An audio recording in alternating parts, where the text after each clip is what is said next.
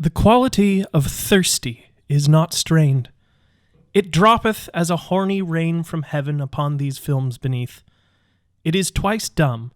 It dumbeth him that watches and him that acts it out. It is enthroned in the hearts of mummies. It is an attribute of Egyptian gods themselves. And earthly writing doth then crumble down when thirsty seasons character development. In short, we need to find these films a girlfriend. We watch The Mummy and Gods of Egypt.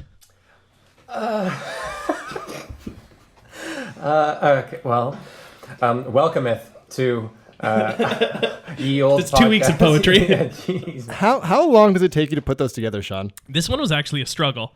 I bet. Yeah. I bet. Okay. Well, anyway, welcome. Welcome to Citizen Kane Versus, where we compare a widely considered great movie with a movie that is considered to be more on the schlocky side, and we ask ourselves honestly, which is better? Now, excitingly, this week, we ask ourselves with one more person involved in the group. So there's myself, Jack Rennie, there's Sean Jacklin. and as usual, Daniel Benoit. and joining us is my lovely partner in life, who mainly you haven't, but I've been citing multiple times throughout the podcast. So with us is Miranda Mayer. Oh, hi, everyone. Thanks for having me. Hey, she made it. because she lives here. I couldn't avoid it. So that's super exciting. Obviously, we're super pumped to have her here. She's been watching all the movies, I've watched all the movies. so that's gonna give her a level of expertise that Dan doesn't always have. That's fair. That's fair. I've done the homework. Yeah. So the connective tissue this week from Dan's proposed movies seems to be Egypt. Egypt, question mark? Ancient Egypt. Big guys. question mark. Big question mark. Egypt? An accurate history of ancient Egypt. And what we've learned about ancient Egypt is that it's a series of stories about predominantly Danish and Scottish men. White dudes. White dudes. All white dudes. Don't forget the British. How could you? Some of those accents. So, And just like a scattering of accents, like all over the place. Yes. Yeah. I'm convinced they told Gerard Butler that he was supposed to do an RP accent like everyone else was doing, and he was like, "No, I'm gonna do this instead." Well, my theory is that he got cast 2 days before going to camera and had no time to prep, so he just walked on. That's a good theory. And he's Who like, am I playing today? Sit. I don't know what that is. I'm just gonna walk around the stage going, I mean, he was trying to do this weird. levels are through the roof right now. He's blew at the mics. He sounds like he's trying to straddle something most of the movie, or he's like, I'm the god of Egypt. He's trying to hold it back, and there's a couple lines where he's like, "You're not my nephew," and you're like, "What? You're not fit." He's like, "Fit to be king." You're not fit to be king. It's like other times though, he's like, I want to make the world into something. He's really trying to be a neutral Scottish human, Which is also the wrong choice. Just be a Scottish. neutral Scottish is also wrong for a British Egypt. British Egypt. We don't want that in British Egypt. Oh. So I feel like my whole thing while I was watching it, I was like, if you look at all the scripts of the actors in that movie, they all have really detailed notes in the beats and units. And then on his, just in big letters, it's just bad guy. Yeah. on every page. Yeah. and then every day when he showed up to shoot, he was like, "Never mind. Yeah, exactly. Yeah. He's like, I have a beard. I'm good. I'm just gonna look slightly upset with people."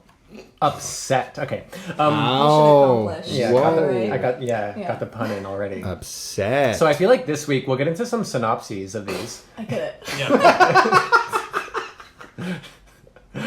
Welcome, Miranda Mayer, everyone. Miranda Mayer. I hope that this is what you signed up for. I don't think it is. Here we go. Here we go. So we'll jump into some synopses of these movies. I think it's going to be fun this week because Dan proposed this movie because Gods of Egypt is your favorite movie. Am I getting that right? Is it? It seems like your favorite movie. So It comforted you through scary nights. So Wow. a little background more on this about movie. I did a little solo trip to Europe. Ooh. I'm a traveled man. And you have a Amazing. podcast? And I know, what a catch, right? Wow. I'm taken, ladies. So I was gone for 6 weeks, and it got. What'd you say? And gents. So I was gone for 6 weeks, and when you're traveling alone for that long, it can get kind of lonely. So on nights where I was feeling particularly homesick, I just watched Gods of Egypt on repeat because it reminded you of Toronto. Well, no, because as we've highlighted extensively on this podcast, my guilty pleasure is just like ridiculous background noise movies, right? Yeah. Which So you're doing dishes in the hostel, and there's a movie on in the background, and it's Gods of Egypt. yeah, well, except this time I'd be like crying under the covers in the hostel, Sure, and then okay, yeah. like I just hear Gerard Butler in the background, and it Also would soothe crying. me. Also crying. Yeah. But I realized when I was watching this movie that I never actually paid full attention to this movie while I was watching it. Yeah, there it is. Yeah. Really, Daniel? There was a suck it. There was a lot of stuff that I was seeing for the very first time in this film. So I think I owe everyone in the room an apology. No. Like a little bit. Apology accepted. Yeah. I would say it's easily like top 2 worst films we've looked at so far. What would the first one be?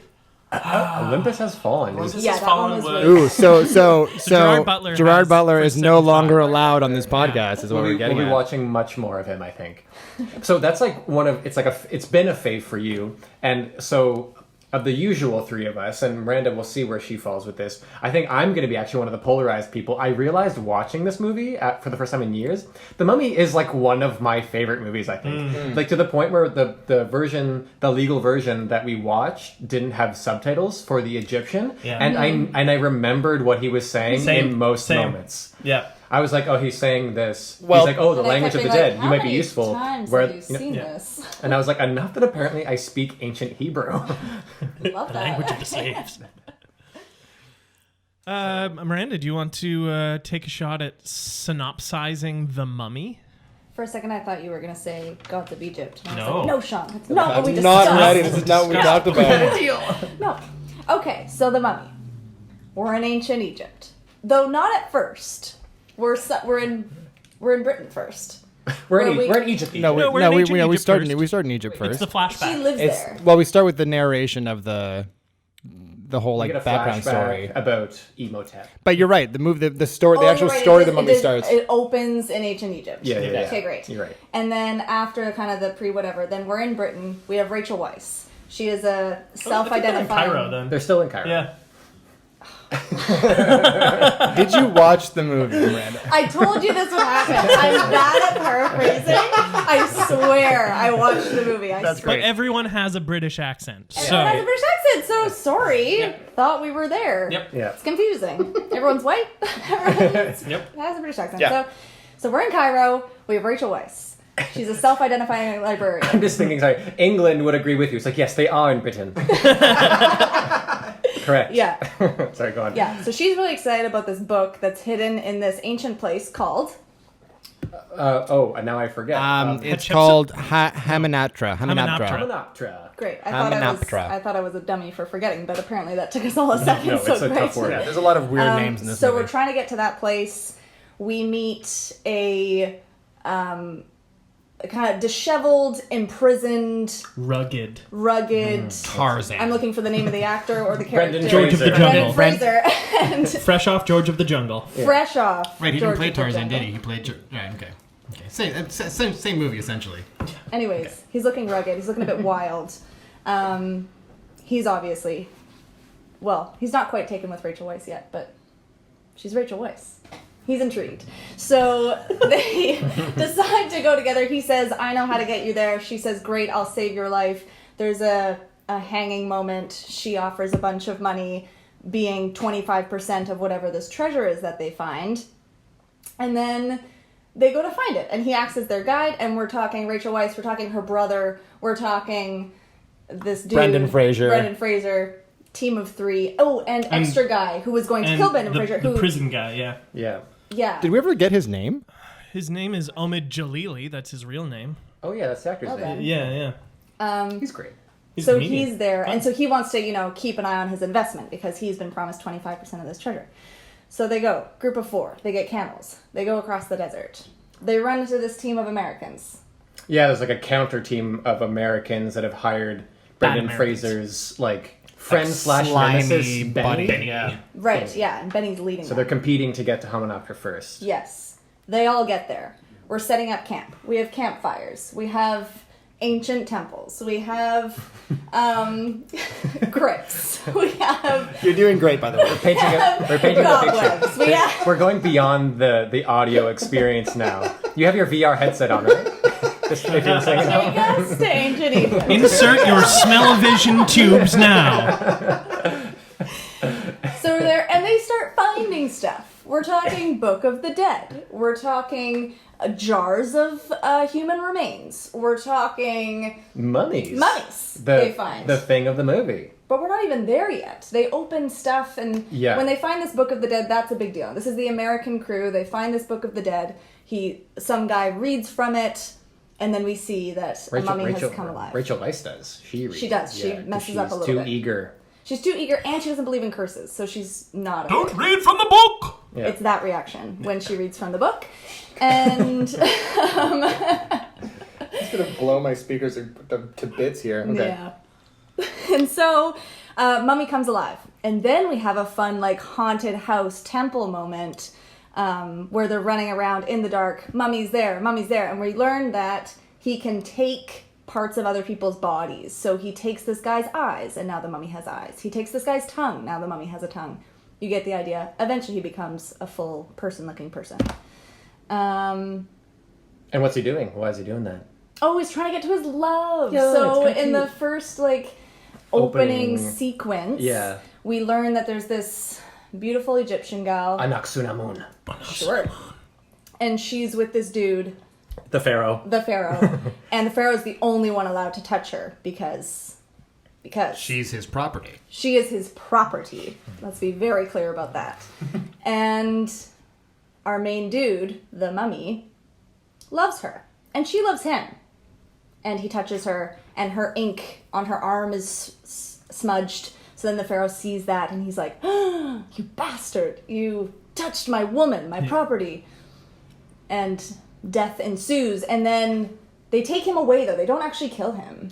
Well, like he tries to. She gets killed in. No, she kills She herself. She kills herself. Sorry. Because he's being taken away. Yeah, like they kill the and pharaoh. she's like, "Fine, I'm not going to be with you." Yeah. Stab. Yeah, like death is only the beginning type of mode thing. Right. And then he goes to bring her back from the dead with ancient ritual. That's now we're in the present day. No, but he tries in the past, but he gets stopped before he Yeah. can, and then Oh, yeah. they like punish him by giving him this cursed burial. Cursed burial. He's buried underneath the pharaoh, which is a really bad place to be. He's buried alive. He Scarabs has and stuff. scarabs eating him. It's And not then, cute. So they activate the curse that they buried him with is what the Americans activate, and so he comes back enacting that curse on the Americans, taking their bodies and stuff and becoming whole again. Yeah. So that he can bring back Anaxunamun for real this time. Exactly, and he's like, "Dope. This is what I've been waiting for. Let's go, gal. Let's bring you back alive. But also, we need a female sacrifice. So handy that our girl Rachel is nearby." He's like, you look close enough to Yeah. her, so Yeah. You're in. vaguely like my love. You're in. So it's gonna be you. Yeah. Do we ruin the endings of? Oh, Spoil it. Yeah, yeah. Spoil it. So Hopefully you've then watched these movies. She's tied up, and then we actually get his dead love to come alive again. She is walking, breathing. She looks like a mummy, but she's walking and breathing. She's trying to kill Rachel.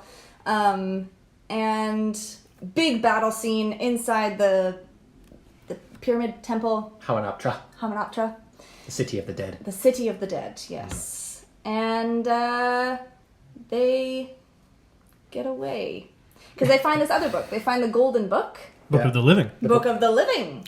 Is it called the Book of the Living? The Book It's- of Amun-Ra. Oh yeah, the Book of Amun-Ra. But essentially Yeah. the Book of the Living. And then Rachel's brother reads from that, and then he can control the other dead mummy soldiers that our main mummy has brought to life. It quickly gets out of hand. Quickly Yeah. gets out of hand. Yeah, gets a bit kooky. And then we have, there's fire and explosions.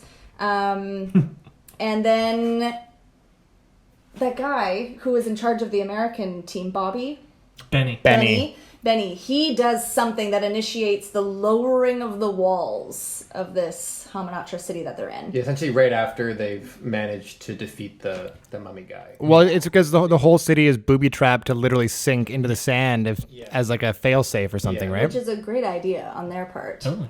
And very advanced for an ancient civilization. A very Advanced. specific unmarked lever Yes. that self-destructs the whole city. Yeah. Yeah. So that starts having we have a nice fun sequence where everyone's sliding under walls and barely making it and blah blah blah. They escape. Benny does not. He gets eaten by those bugs inside. Goodbye, Benny. Goodbye, Benny. Because people like him always get their comeuppance. That's right. And that line was said. Yes, it was. Yeah. So we're committing to that idea. And then they all So they escape. kind of ride off into the sunset. Right off into the They sunset. literally really. ride off into the sunset with On a their camel camels. full of gold. That's Yep. it, yeah. And that is the entire sequence of events of the mummy. You're welcome. Yeah. Yay! Thank you, Miranda. Well Thank you, done. Miranda.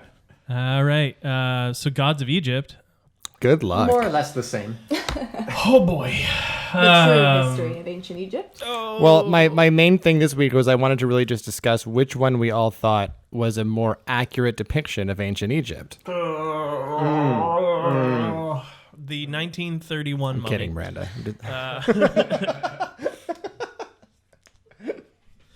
Gods of Egypt is a shit film from 2016. How dare you, It, Sean? it stars Nikolai Coster-Waldau and Gerard Butler. Nikolai Coster-Waldau plays Horus, the god of the air, and Gerard Butler plays Set, who is the god of The desert? being a bad guy. I think he's the god of the western part of Egypt, is how because Sure. they describe it as Egypt being divided Right. between him and Osiris, right? Okay. Yeah. And I think. so. I could barely understand anything anyone was saying in this movie. So I actually truly don't know. Horus's daddy is king of Egypt, and he is saying, it's time for me to step down. I will pass the crown on to Horus. We'll have a huge party. Everyone's invited, including, I guess, our protagonist, Beck, and his wife, girlfriend, true love, who also becomes a librarian and gets scolded for leaving a messy library in an almost duplicate scene of the mummy. Anywho, So true. so our protagonist and his true love are in the crowd when Set arrives and ruins the coronation and murders other gods. He kills Horus's daddy, who is also Set's brother, and then he takes over Egypt and he rips the eyes out of Horus and takes away his Power Ranger superpowers. Yeah. Also. And his eyes. His eyes were really important. His for eyes that. are important. Yeah. So all of these gods are Power Rangers, and they use certain parts of themselves to like transform into giant Mechazoids, I believe is the word. kaiju. Oh my god, I just put that together. The fact that they need their superpower body part to transform into their Iron Man super. Yeah, okay. It's bad. And so Beck's girlfriend is a devout follower of Horus. Years pass. Set has enacted some kind of like aristocratic hierarchical dictatorship over all of Egypt, and his girlfriend really wants Horus back because she's a whore for Horus, and she is trying to get the eyes back. So she convinces her boyfriend Beck to break into Set's temple and steal the eyes back, which she does quite easily. But there's only one eye there, and he brings it back to Horus. Horus fights him for some reason, and then gets his eye back, but then his girlfriend dies, and he's trying to get his girlfriend to be brought back to life, and Horus promises he'll bring her back if Beck will help him get his other eye, and they don't know where it is. Sean has a really pained look on his face right now. He's also sweating a little bit. It's hot. Yeah. I think there's a key thing to say though, which is that one of the changes, the big change that Set made upon taking over Egypt, is that he no longer made passage to the afterlife a guarantee. Right. You had to pay your way. So poor people. do so not like get into. poor people don't get in. Yeah. The rich do benefit from that. Taking advantage of others is now good, Right. And that brings about like mass slavery. Also, as he like thinks a big, tall, like phallic symbol in the sky would be cool. What is his girlfriend's name? I'd like to refer to her by Hotha? Hotha. We'll call her Hotha. I think it's Hotha. Like she's the goddess of love. No, wait. No. You mean Bex? Zaya. Zaya. Okay, so Zaya is dead, and now she's wandering through the afterlife on her way to the final departure point for death. And if they can get to her before she gets to that point, then maybe they can get her back. If not, he's going to bring her treasure eventually so that she can pay the toll and get into the afterlife and not be left in hell, I guess. Anyways, there's some cool snakes at one point. Some like Cut to. there's some neat witches that are riding some cool snakes. They blow up a temple. I don't know why they were there. And eventually Horus discovers that he had it inside of himself the whole time. And and then there's the subplot with Ra, who is Horus's grandfather. And Played by Geoffrey wonderful Geoffrey Rush. which was the only watchable part of this film. Not really, though. I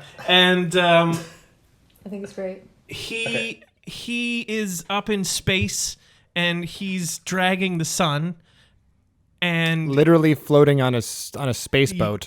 fighting off space worms. It's the every night. day. It's the night, Sean. He's Okay. fighting the night. He's fighting space worms. And then, man, where does this movie go? Also, the Earth is flat. Also, the Earth is flat. There's like a series of random events. It's a really hard movie to follow. Yeah. Like truly there were whole conversations that finished and I was like, wait, what did everyone just talk about? Yeah. Like, so it's essentially Horus is on his way to try and redeem himself. Yeah, and be the king that deserves to rule Egypt. And he starts with like it's about revenge. Yeah. And then he realizes that it's about being a good god to the people. Yeah. He's assisted a lot by his ex/not ex-lover. Right? Yeah. That was the one I think her name is Hoth or something. Yeah, like who is the god of love, that. God of love, mistress of the west. who spent a lot of time in the underworld with Anubis, who Was it Anubis or was it because she had that bracelet that said that she was Yeah. being conquered by 43 demons of the Yeah, night but or Horus something? made that for her. Yeah. To protect her. Yeah, To protect to her. protect her. But I think she was like Anubis's secretary. I think it was probly love and stuff. It was definitely a sex. I think secretary? I think Okay. yes, a secretary. Right. So also Our guys. also Thoth. Chadwick is in this, Right. and this is not the film I wanted to watch Chadwick in No, so soon after his death. of all the Chadwick Of all the films, Chadwick roles. this is him being a flippant like Posh. oh, I see. You don't know that. Very interesting. So Set is collecting all of the power stones that are inside of the gods so that he can become a super god and So he can become Voltron. so he can become Voltron. And Horus realizes he doesn't need his other eye to become the Power Ranger he has inside of him. And he becomes the Power Ranger, defeats Super Power Ranger. They have a big Power Ranger fight, and then peace is restored to Egypt. Set is murdered. Set is killed. Ra is brought back. Ra was hurt, lives. was kind of killed by Set. But All not. the other gods that died are brought back. And we find out that Beck cannot get his lover Zaya back. So she's dead. And then he is wounded, I think, I missed it, in the final fight. He had a bad fall. He had a bad fall. He fell real bad. Fell in the shower, and he died. And so he dies. And so Horus... Ra grants Horus one favor, and he wants Ra to bring back Beck and Zaya, and he does. So no one dies except the bad guy. And what the fuck? What the fuck was this film? It was a stroke of genius, is what it was. Sean. It was a stroke. That's for damn sure. And start the timer. I started the timer already. Did you? Okay, No, go. okay. yeah, no. We're going an hour and 15 from when we begin. Okay. So that was time we took. We're trying to keep the podcast shorter because going up past 2 hours seems to be unnecessary. I think we could be more concise. So we have a little timer, and essentially once it dings, we're just going to stop what we're talking and just we'll go into a new speed round that we'll get to when we get to it. But yeah, so anyway, let's continue talking about Gods of Egypt because Sure. we're right there. This movie is a complete. It's a silly movie that's taking itself Way rather- too seriously. Way too seriously. boy. It starts with a full-on Lord of the Rings intro, like Which I was kind of into it. kind of into it because I was too. nice. I was deeply into when Horus is awakened and he has his his chorus of angels who are singing him awake. I was like, okay, this movie is silly. It knows it's silly. Cool. No, that was all serious. Wow. Yeah. Yeah. Yeah. It's, again, to reiterate, it's all white people. There Very white. There are black people Very, in the very backgrounds white. and stuff, and there's Chadwick Boseman. But Who is forced to give one of the worst RP accents of the film. Yeah. And like really with with what Gerard Butler was doing, they could have just had Chadwick Boseman use his regular voice. Yeah. Like it kind of seemed like all bets were off. Anyways, continue. and the act or the writing in it is borderline nonsensical. Like conversations, like just don't sound like conversations. Like the very first one between Horus and Hotha. I'm just guessing her name entirely.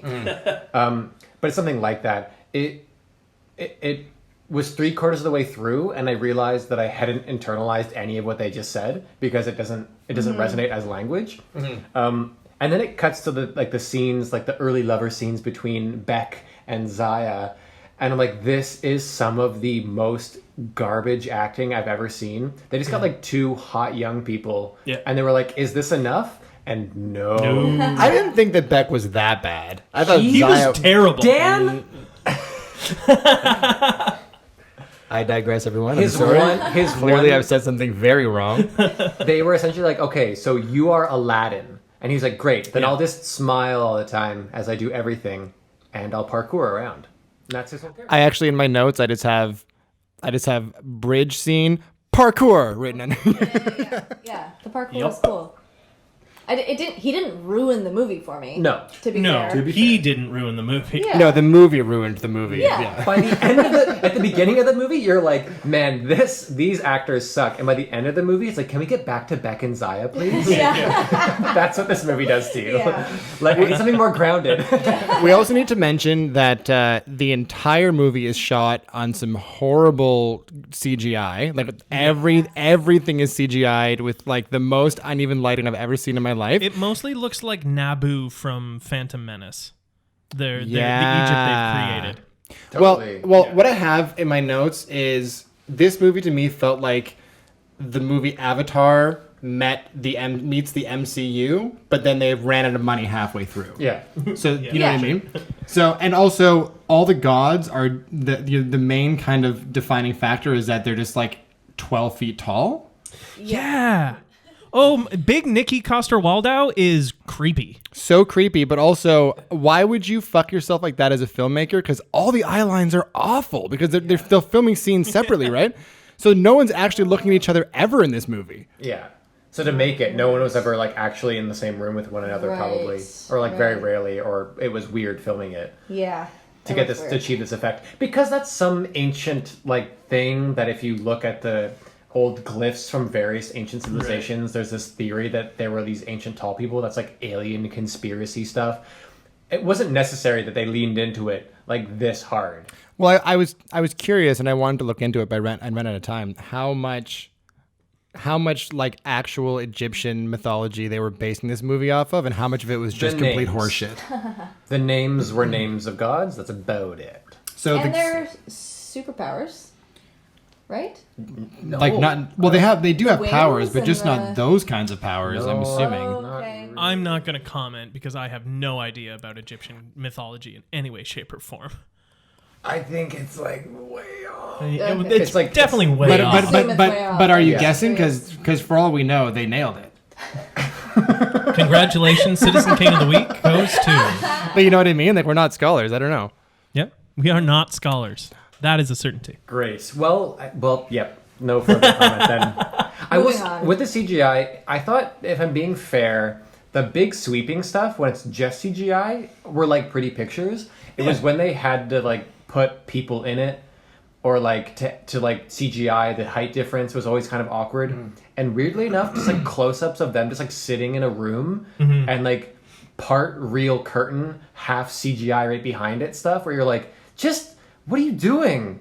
Like, why Just can't like pick one. just get it together? I think my favorite is the shot where they're riding the chariot. Beck and Zaya are riding the chariot away from her captor. That's the best one. And they're riding horses and they're not moving at all. Like, they cut to a scene of them in the chariot and they're not bouncing. They're just like completely static. And for some reason you can't hear the street at all. There's no galloping horse sounds. There's nothing. Yeah. It's something like driving Miss Daisy, and there's like a green screen behind them of like a town moving. Yeah. Seriously, I think we gasped. Yeah.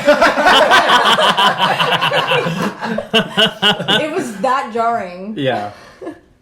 Yeah, I did gasp in this movie. I was just like, oh. I can't believe they're doing this. Yeah, like I grunted at like bad, like just Gerard. I have a note that says Gerard Butler is bad. He's really bad. Bad. He's really, really bad. Well, I think you're onto something there. I forget which one of you said it, but he was cast like a week prior. Yeah. He was cast in 2013. This film was made in 2015. No. Yeah. He was the okay. first person cast. But So he how needed the money. how busy was his shooting schedule leading up I don't to know. production? Yeah. Fair. What year was What am I doing 300? today? Yeah. Oh, I'm some fucking Egyptian, alright?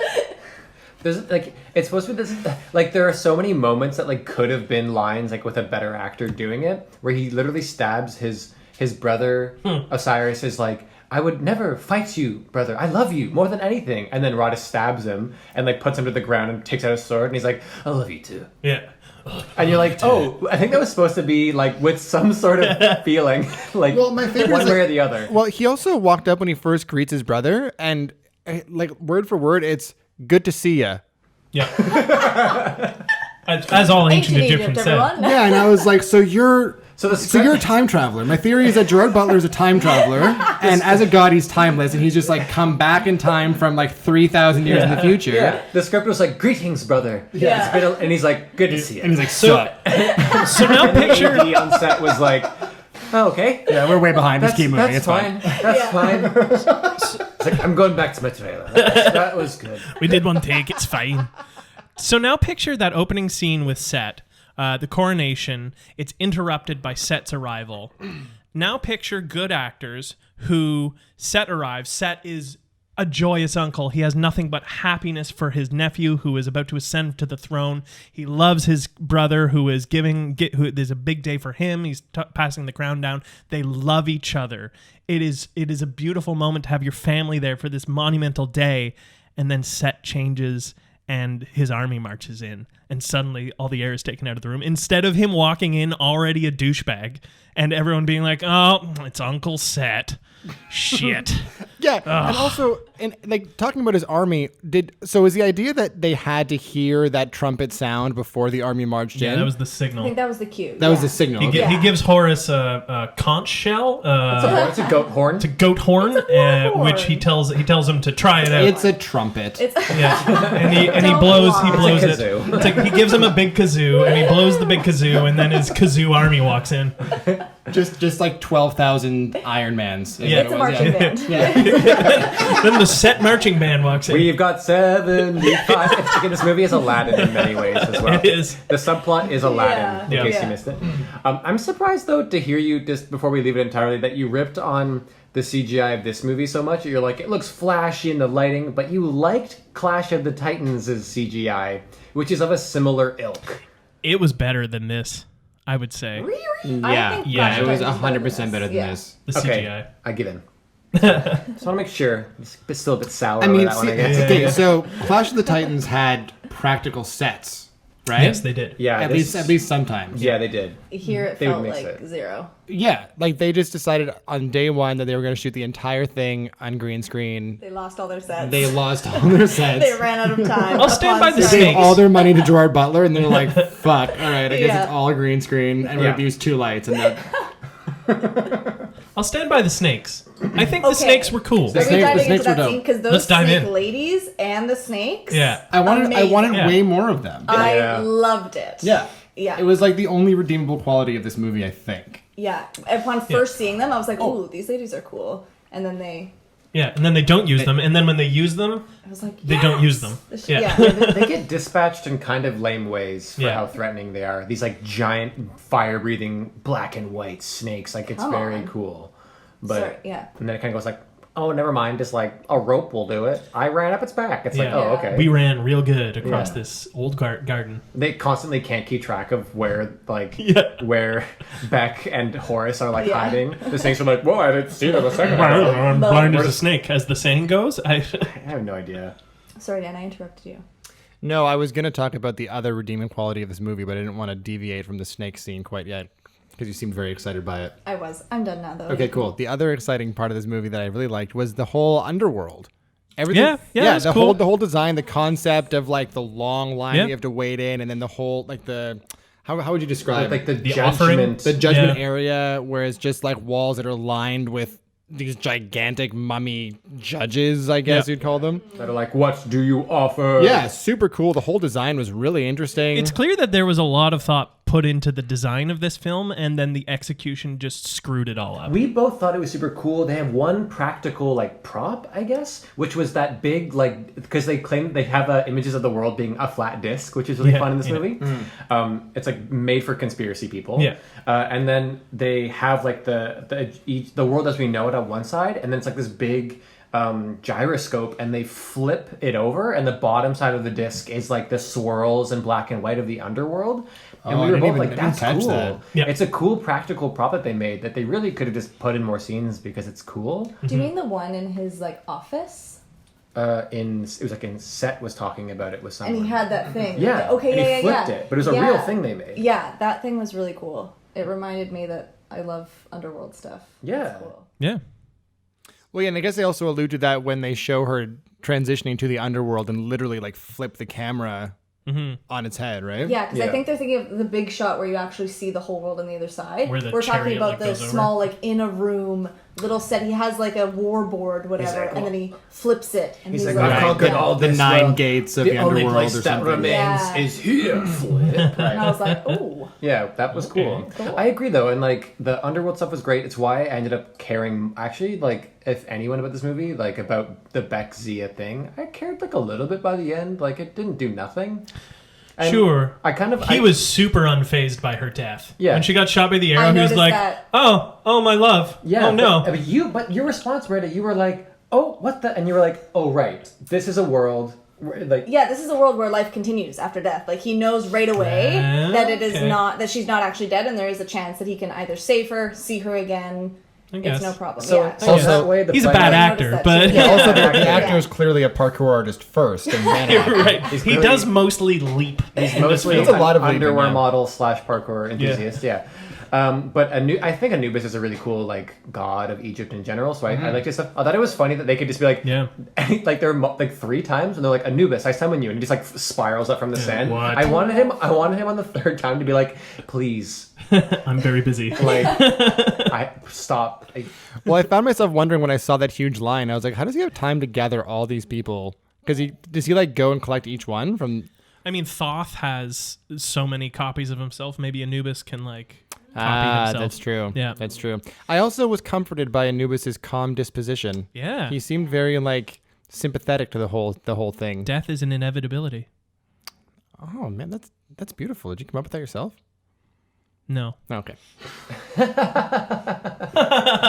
Podcast. Podcast. But yeah, you're right. The underworld stuff was the cooler aspect of the movie. They could have done more there, you know, like a la. Well, this was supposed to be the first in a series of films. Yeah, they clearly set it up for a sequel. When this lost $90 million, they No. did not greenlight more. What was the budget on this movie? It was 140 million for the film, but after like ads and all the like stuff after production that they put into which it. can be almost as much with some movies. Yeah, I think it was about $230 million, and it made 150. I'm amazed it made $150 million. Yeah. I mean, You have Gerard Butler. yeah, That's Egyptians true. ate it up. They Yeah. they loved The it. Egyptian market went wild for this film. Other things, I also something else I like though, as we do talk about them like Power Rangers. I did love their transforming into their suits. It was kind of stuff. cool. Like It was kind of cool to I watch. thought it was cool. I love the hesitation in your voice to say that. You're like, I don't know how this is going to be received, but like, I liked I don't know. I liked it. I like the design of saying like, okay, we're not doing Egypt. We're doing mythological Egypt. It's like Clash of the Titans is mythological Greece. They doubled down on it theoretically. We think. But the execution was just bad. Well, they lost me on every god is carrying like an emerald version of a body organ inside of them. Like when that became a central part of the story, then the whole like them being super armored warriors kind of just went out the like I no longer liked it. That's it. That's when you didn't like it? No, but I liked the concept until they went one step too far. Yeah. I wish you Gave had, them all power stones. I wish you had watched this movie and you were like, having watched it through fully now with my full attention, I love it more than ever. That's what I was hoping too. I thought I'd watch it and be like, oh, I'm for sure this was the right choice, and I hope everyone loves it as much as I do. But I know, so disappointing. Yeah. Sorry. It's okay. We've all been there. And The Mummy. I mean, Yeah. I mean, it's a hard movie to keep talking about. Like It's just bad. Well, yeah, you can only make like sweeping, generalized statements about this film because the problems are so glaring. Yes. You know what I mean? Like they're universal to the Exactly, whole yeah, experience. exactly. Yeah. Like I want to give praise to Chadwick, but like we talked about, this isn't even a good movie for him. I want to give a shout out to the woman, and if someone can remind me where else I've seen her from, because I have, the woman who plays the goddess of love. She does a good job in this movie. Yeah, she she kept does. me going, and the fact that she kind of just like phases out before the final like moments and isn't a part of it was a real bummer for me because she was holding it together sometimes. Yeah. She was the only person that I cared about, the only one that I liked, and I liked her performance and was doing stuff. Yeah. She was dope. She was the only one that had like intelligent thought and constructively solved problems. And empathy. And Whoa. empathy. Yeah.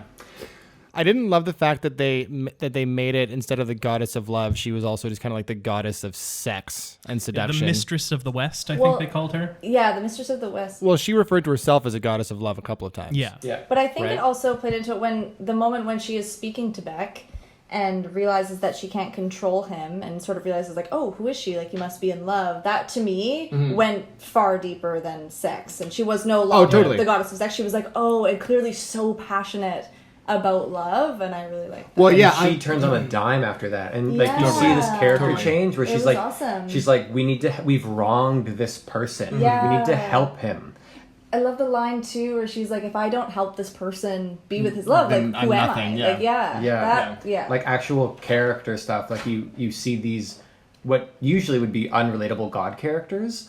I was like, I'm relating to you, and she makes the most sacrifices. She makes bold choices. She makes difficult choices, but like she saves Horace's life at the very beginning. You know, Horace's life is spared because she offers herself to Set and becomes his bride, essentially his lover. And like she's doing interesting stuff in this movie. She's kind of like, to me, the real hero of the whole movie. She makes so much stuff happen. Yeah, and Horace's arc only happens because of her. Yeah, and because of Beck. She's like, we should do this. We really fucked this guy over. Yeah. Horace is a moping shit the entire film. Yes. And it's unforgivable. Yeah. I think they meant for that to be the case, and then Beck was supposed to be played as like a puppy dog Right. who like is just like where Horace is like, I can't get rid of you. You're so damn cute. Yeah. You know what I mean? Like you're just adorable, which is like I think an interesting take on how gods would see humans in like the best of Yeah. times. They'd be like, they're like puppies. Like when they're nice, they're so nice. Right. They're so loyal. Yeah, I guess if they just hired actors to portray those roles, which is like, because Coster Waldau in Game of Thrones is one of the like redeeming, even through to the last couple seasons, which is dog shit. He's still a bright light in those episodes. And shout out to him for being, I guess, he must be one of the most mutilated actors around these days. He can't do a role without getting a hand chopped off, an eye taken out. That's just his. They're like, you're handsome, but can we disfigure you? Yeah. The director, in doing some reading on this, the director, this was one of the first films that has actually apologized for its whitewashing. Well, I think it got a lot of flack when it first came out. Yeah, when the casting was 100%. Announced, even before it went into production, they got a lot of flack, and the studio came out and said, "We're sorry," but then didn't change anything. They're like, we've heard you, and so we've hired Geoffrey Rush to play Raw. Yeah. He's going to play Raw. He's going to have a rat shit little ponytail at the back of his head. Oh God, his big bald weird otherwise. Bald head. but the director, when the movie came out and was just panned critically, he used the controversy as the defense for like, oh, well, critics just don't like my work, and now they're just using this easy excuse of the studio whitewashing this film to criticize my work. And there's like numerous interviews he gave where he's like, yeah, the shitty critics are just assholes, and they're using this controversy to pull down the movie, even though it's a great film. You're like, oh, buddy. What else has he done? I don't know. I'll look that up. No, my phone's over there. I'm on it. Matter. All right. Yeah. But yeah, which is ridiculous because, again, to reiterate, this movie barely has a plot. It has like a basic plot. I would say, if anything, it has a far too convoluted plot. Yeah. Which sometimes is the same thing. It's very scared of having real like story and character moments. It really wants to get from like pretty waterfall to temple to snakes to swampy forest with they want to get from CGI moment to CGI moment. It looks like a fucking ass hat. Yeah. Look at You him. gotta use them. So it's just jumping from like flashy CGI to flashy CGI. That's all they really wanted to do, it seems like. Yeah. I was actually craving like a moment of not stillness, but like of there's something Like a grounded, dramatic scene between two human beings. Yeah, like that would have been nice. They can Would have been nice. Yeah. So the director's name is Alex Proyas. This is a call out. Yeah. Quit making movies, Alex Proyas. Proyas. Even worse. He's got one film that came out last year called Phobos, it looks like. I don't know. Gods of Egypt, 2016. And then before that, he directed Knowing in 2009. The Nick Cage movie? Yes, I think so. That's a pretty fun movie, actually. I'm Isn't only that about looking. the rapture or something? No. Something, yeah, it has to do with some kind of religious something, doesn't it? Or like I don't think so. Your voice is really dropping. He directed an In Excess documentary about the band In Excess. iRobot. What? Yeah. Miranda's favorite movie, apparently. I love that movie. I like it. I like it less now though that I know But I Alex like it- Proyo fucking directed Okay, so he's mostly he films musical docs and like music videos, I guess. He has something with Sting. He did something with Fleetwood Mac. Sorry, why are we on this tangent right I don't now? know. We're Because just he's trying the director to of the find out movie. who this monster is. Okay. Like this is buffoon. Yeah. How I describe him. Well, when you hear somebody give such a fucking rat shit explanation for the critics' reviews, you want to get a sense of who they are, right? Or Well, he wants your to film keep. is bad. He wants to keep working. Like it's stupid, but like the other side is he comes out. I mean, I would have actually admire him a lot more. But he comes out and goes, "Yeah, it's just not very good." It's like and then everyone's like, "Cool, then we're not going to hire you again." And he's like, "Damn." Shit. So, but you could just like not say anything too. You could always just choose to be. Well, when Ridley Scott got the same flack for Exodus. Yeah, he just came out.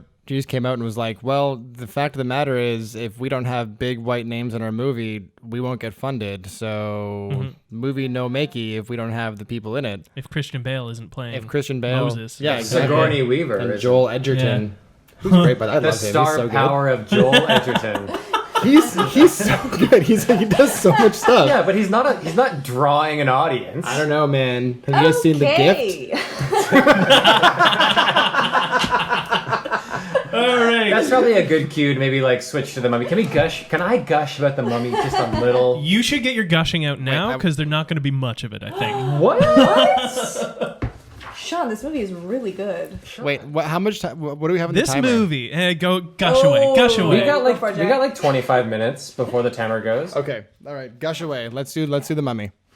So, I mean, my very first point in my notes is like a bit of a gripe where it's like, wait, so the Magi, the guardians of the Pharaoh, like put this curse on him, like in the opening sequence, it's being dubbed over, and they're like, and so they gave him this horrible curse. If he ever arose, he would have the power to control the sands. He would be invincible. I'm like, wait, why are you doing this? Just Why kill did you him. give him Just these kill Why him would you regular. do that? Don't make him a supervillain in the future. Just kill him normal. Yeah, exactly. Well, that was my biggest gripe was like the narration. They give like 10 minutes of really detailed description of the entire backstory, and then when they get to like his punishment, there's zero detail. It's just like, and they gave him the worst punishment known to man. And then he stops talking, and they just show him like getting mummified, and then they say, They show it. They show him being mummified alive, and then having scarabs poured on him. Like, you get the idea. sure, Painful death. and he'll. I don't know how then that gives be him magic superpowers, but painful death. It's the worst curse they have in their arsenal. But the fact that they know that it curses him to come back as a super Right. being, I was a bit Yeah. like, then why are you stop that? Like, Do it. he's just gonna do some shit again. Yeah. And the Magi are like, well, we're gonna stay relevant. We get to keep protecting the Pharaoh well after Pharaohs are gone because we made a little supervillain one day. But other than that, that's my only thing. No, the other things. But I forgot how much I really love this movie. It has moments of it. Talk about practical sets. They built so many fun practical sets. There's a whole like old timey boat that they set on fire. Yeah. People are jumping off of it. They're having a full Western shootout. That's like fully fun. And like laughing at itself. And they like pioneered the like action with quips thing. Like that. Like we see so much now. Like they do it really well. Brendan Fraser is great. Rachel Weisz is great and stunning. And she is. Well, it helps that this movie can't go a scene without getting her wet in her underwear. Yeah. I mean, It was a little bit less, to be fair. Hence the thirsty. Gods of Egypt was a little bit more like, oh, I'm a woman. You have gold for me? Wow, you're handsome? Wow. Whereas this That's one- all I've ever wanted. Whereas this one is like, you're Jewish. Here are some gold trinkets to do my bidding. Oh no. And still, put her in a nightgown. Make sure she's always in a nightgown. It Yeah. reminded me of Indiana Jones, actually. Yes. Yeah, That's I mean, all I borrows could heavily. see the entire movie was Indiana Jones. But because before we fully leave it entirely, but I was also very uncomfortable with Zia in Gods of Egypt, the like the female lover of the Beck Zia thing. Yeah. They seem like they were like 16 in this movie, and her tits are always out. Yes. Well, she's in the same dress the entire movie, isn't Yeah. she? Yeah, red- the little same red like thing. Except for tits she's in out the dress. green dress at the beginning that he buys her. Right. That steals for her. And we can kind of Right. like changing Oh, behind the thing. That was the dress he's that a I thought thief. she was in. Did she change? No, Or she shit, didn't- into like the maroon. Yeah, she has like a red Oh, thing. right. She's Yeah. borderline a child. It's not super comfortable. Yeah. At least Rachel Weisz is like we talked about. Like she's like a woman. Like she's Is not. it Rachel Weisz? Yeah, Weisz. Weisz. Okay. Weisz. You know, Rachel like Weisz. Rachel Weisz. But like she is not like some twiggy like she's like a person, which Yeah. is so nice. And the movie makes sure to be like, she's smarter than everyone else. I do like that part. Yeah. But also, she's in a negligee, huh? Yeah, still sexy though. And he Can't get rid of throws her that. on the bed and locks her in the bedroom, huh? God. Yeah. This film, I too have joyous memories of this film growing up. This was probably the first like quote unquote scary film that I ever watched. Totally. So rewatching this, I had a lot of like trauma nightmares coming back. Oh, no. So, Oh, wow. Okay. It not wasn't that a cute bad. nostalgia Not that moment. bad. Yeah. It was a nightmare Not that moment. bad, but like the mummy reveal, as bad as the CG is now in 1999, was pretty scary when he like his jaw's all like hanging off and you're like, ah. Yeah. So I was reliving some of that stuff. But a lot of this film does not hold up No, not at all. at all. Yo, I'm shocked. Are you just trying to get revenge for what I did to Indiana Jones?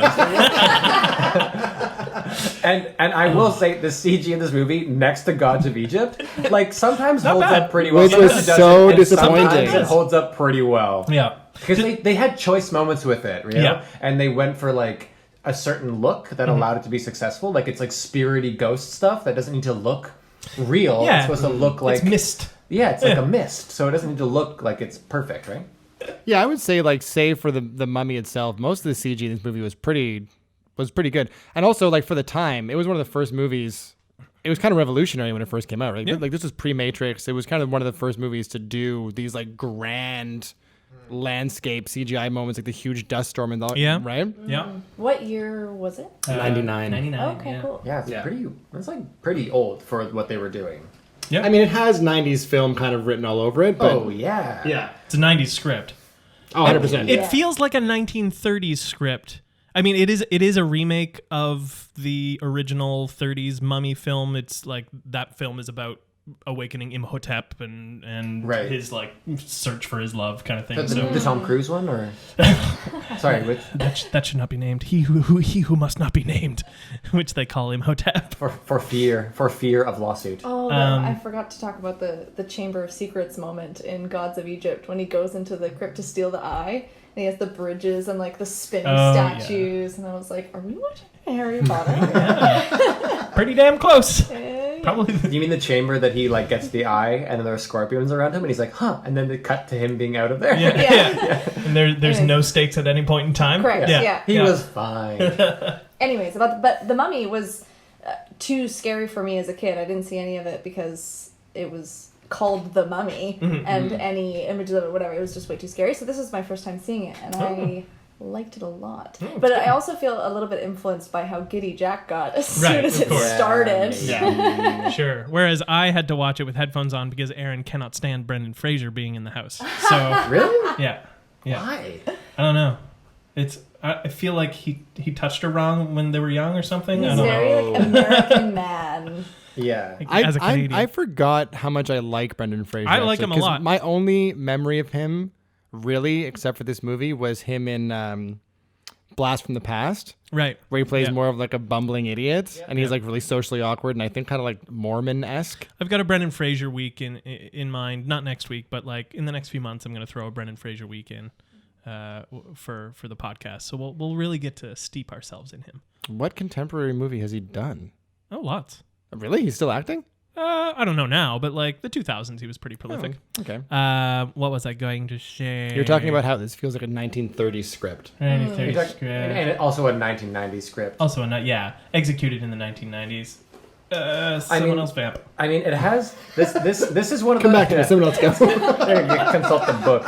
But this like, you know, we talked about like how Gods of Egypt could have been a fun movie if it knew what it was. Yeah. And one of the things that's nice about The Mummy, which is nice in like, to be clear, in my opinion, any piece of art, like regardless of it's like a painting or a piece of music or a movie or a play or whatever, is that it knows what it is and it executes that to a very good degree. And this movie, in my opinion, does it. Like, it knows that it's like a campy, fun adventure, like romp, the characters are just pushing like this caricature, They like all got old their style. shtick. They got like a bit of a We shtick. have a villain and we have a lady and But we have a there's- hero. Yeah, but they're so well cast and performed that it's like quite endearing, and it knows what it is so well that like I love the quips, and I actually, even though the action is like worse than other things we've seen,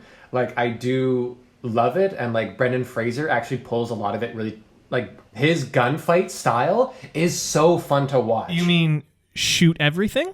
Shoot everything?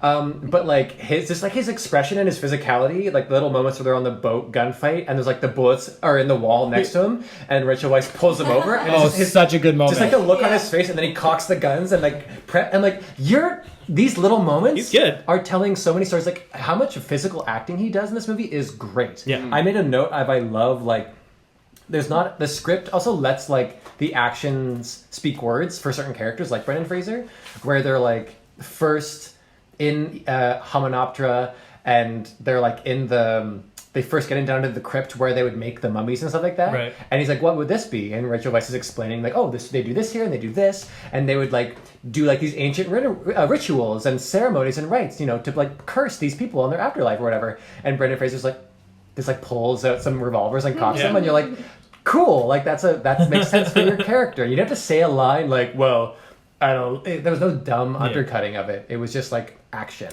The scene where they're pinned down, the French Foreign Legion are pinned down by the assaulting Bedouins or whatever they're attacking them, is so fun.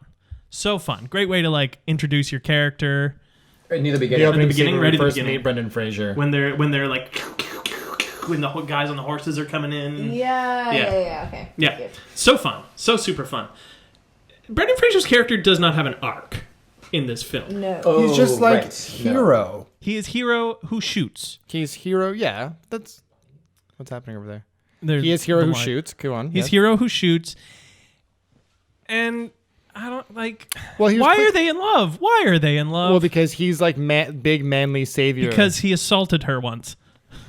and saved the day Eventually. eventually. Yeah. But Are they- she's so hung up on that kiss. The gross, sweaty beard kiss. Like the first kiss that he like yeah, forces himself. and she has yeah. a whole scene where she paces back and forth in her boat cabin, being like, "It's not right. that bad of a, it's not that much of a kiss. Oh, I should not be thinking of it. Oh God." Yeah, I forgot how much she loves that first kiss. It's and weird. it's disappointing. Yeah. It's definitely a damsel in distress moment, but to be fair, I mean, she is like a full grown. I was gonna say like when I was a teenager, but like She's like a 25-year-old woman. she's a full woman. Yeah, because when I was a teenager, you like hang on to those kinds of moments and you Yeah. think about them to death. Yeah. Like it's just. And if they'd introduced her as like a bookish person who maybe doesn't really take care of her physical appearance very much and has therefore never really had romantic entanglements before, but she's hot. Yeah, but, and but every I think single they person try to though. They did try try to, but to. you can't. I guess you can't have your romantic lead be not hot at any point in time. Right. Oh, They no, also establish it's a movie, her. Sean. Yeah, They also establish her as someone who could easily work at the circus based on Right. her ladder tricks. yeah, that's true. When she That's knocks a over all the long bookshelves. scene. Yeah, it's so long. Well, I was confused by it. I was like, so are we setting up that she's clumsy? Is that the whole idea? Yes. Like that was the whole thing. Yeah, Okay. she's clumsy. okay. But also can stay on that ladder for a long time. She can. So Yeah, She's like- got good core strength. yes. Yeah. Yeah, her balance is impeccable. But every scene, I had to write a note down. It was, is this film just going to be Rachel Weisz swatting away men's hands? Every scene where she first meets someone, they're like, "Oh yeah, okay," and she's like, "No, stop it! No, you stop!" There's a lot of unwanted touching and kissing. Yeah, and I was like, "Oh, the But mummy's she's a here." hot lady. What She's- else are you gonna She's do? the only hot lady. Yeah. Also, yeah. is You're she in the the middle of the desert. Is she the only lady in this movie? I think so. Yeah. Is there another woman in this movie at all? The dead bride. Right. Oh, right. Anouk's on the moon. Right. Yeah. Right. I think that's it though. Yeah, there really isn't, eh? It's all about the unattainable woman. Yeah. My theory is Ooh. my what I want to what what I'm saying with my critiques of this film is that for us, I think this is a classic because it was obviously for us too. I don't know about you, Daniel, but this film was a huge part of like my upbringing. Totally. Yeah, so it's a classic for us. I think 20 years from now, everyone will have forgotten this film. Yeah, I don't know how many people younger than us know much about The Mummy, which is why they rebooted it, right? Because it's kind of Yeah. because the new generations don't really know what it is. Yeah, Yeah. and they can make money off of them. Yeah, it'll be a classic the same way that like The Mask of Zorro would be a classic to me. Right. But like Was that movie a classic for you? it's in this to me it's in the exact same vein of movie as this. Right, It but feels the same. Totally. It The can't feel be of it. big budget with like your standard kind of moral plot to it. Yeah, knows what Well it is. executed. Same kind of treatment of women and type Yeah. of male actor. Like it's very similar in its vibe. Yeah. Like I would be like it's of the same ilk. Yeah. Yeah. Daniel? Daniel. No? Daniel? I'm just thinking about how it's- popular that movie was when it came out. It's very offensive to sit with your arms clasped in the company of other people. I'm self-soothing, Sean. Okay. All right. But like there are things about this movie in terms of the characters in it. Oh, bye. We're trying to stop the light from spreading in this room. I'm But- blind now. Yeah. There are little things that I enjoy. Like Brendan Fraser's arc is like arguably that he kisses her without asking because he thinks he's gonna die, and he Right, makes that yeah. clear. Yeah. Where he's like, "Yo, I thought I was gonna die in a minute." Like it seemed like a good idea. Yeah. which is like at least grounded in something. It's not good. I think I would do the exact same thing. Right? There's a thing You'd about kiss Rachel Weisz if you were on death row? 100%. Oh, Okay. 100%. Yeah. What's your last supper? Yeah. Gross, Sean. Yeah, that was super inappropriate. I should be in the movie. But like, you know, it's problematic, but in a way that you're like, yes, like he's like, yeah, like I'm not trying to pretend it was a good thing. Yeah. And then like they don't kiss again until like the very end. And like, I thought there's a moment where she gets drunk and they're at Hominoptera. Oh, yeah. And I remember that that she comes on to him and he's like, no, you're drunk. But I forgot that he's actually not like that. She just passes out. And I was like, oh, I kind of wish that scene had been him like being like turning her down. You need to go to bed now, sleepy time now. Yeah. And her being like, but you know. But there are little fun things where I made a note in this movie that everybody murders. Everybody murders. Rachel Weisz shoots someone with a shotgun off of a horse. Yeah. The brother is shooting people on a horse with like a no bottle of issues scotch. whatsoever. Yeah. Which is indicative problem. of the old Indiana Jones movies and stuff. Like the difference if you watch that and Crystal Skull, for example, there's like the comparison where like Indiana Jones stops murdering people later. Yeah. And like, not that murdering is good, but it's like, but Go on. In defense But I of want to see murder. more people die, is what Jack is saying. yeah. But I don't know. It's just like interesting for like the characters that Rachel Weisz's character Edie, who evolves into librarian. Nailed it. Did you think of that before today? No, were it you, just were came you to sitting me. on that Just for a got while, it. No, Jack? it just came to me. Got it, baby. And I'm proud of it. Let's make some merch based on that. Rachel Weisz on a sweater with librarian underneath Librarian. it. That'd sell. That would sell, actually, I think. It probably. I'd wear it. But it's just like that the characters were allowed to be like big, which is a fun thing. Like in a way that like you enjoyed it in Clash of the Titans, where you were like, I love that they were big. Yeah. And Indiana Jones, like I love that's for me. Yeah. That's where I feel it. It's like I love that they were big. I like the fact that the Ahmed Jalili. Yeah. He's great. He's great in this movie. Yeah. That whole like him at the prison is a fun scene. Some of the shots they got are awesome. They got a shot of him like fall like a noose, like the thing dropping and him falling. And, like, bouncing. Oh, that is a He great shot. passed out in that noose and had to be resuscitated. Because Oh my God, really? Yeah. What? Yeah. They didn't have him rigged up to some kind of safety news? I mean, So they must have, but still. But they had to resuscitate him.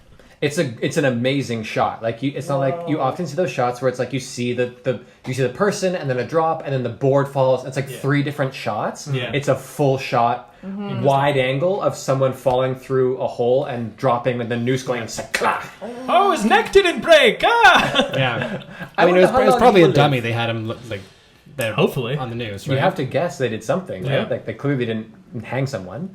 But they did some Kinda great shots like that in they this kinda movie. did. Like I was really impressed with I don't know if I'd call it cinematography. It's part of it, but like just like the practical effects. They also have a shot of mummies coming out of like the room full of treasure at the end. That really is people dressed up as mummies emerging from the earth and Yeah. See, clawing. I hated that so much. What? I hated that because one scene before, it's the same group of mummies or the same kind of mummies, but it's all CGI. So to jump from that to a group of human mummies in bad costumes seemed confusing to me. I was like, pick one. Yeah. Interesting. Yeah, but for me, the thing with practical sets is that they ground me with those CGI visuals. That's what it always does for me. It doesn't need to be for me. That's just my difference from you, Daniel Benoit. Okay. All right. There was also something we spoke about some of the physicality with some of those mummies, Yeah. the ones that were real people. Like Yeah, it they're really cool. was really cool. I like the little army when they come out in like formation and like drop their spear points and have their hatchets at the ready. And even Yeah. being like around where the sacrifice. the sacrifice Yeah. area. Yeah. They're like, And they're like, really- yeah. And like they're like doing their like creepy like mummified bowing and That's stuff. And then hard and to then do. the crowd, the plague crowd, all going Imhotep, Yeah. Imhotep. But see, I was confused by that too because it It's was a rough sequence.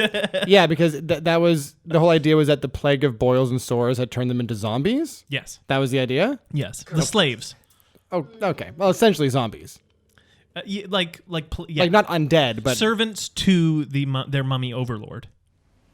okay. Yeah, define definition of zombie. Did it have to be dead? Well, no, I just mean the fact that they were like basically like under mind control of this guy Yeah. because they had boils. Yes. Okay. Yep. All right. It was explained in a line.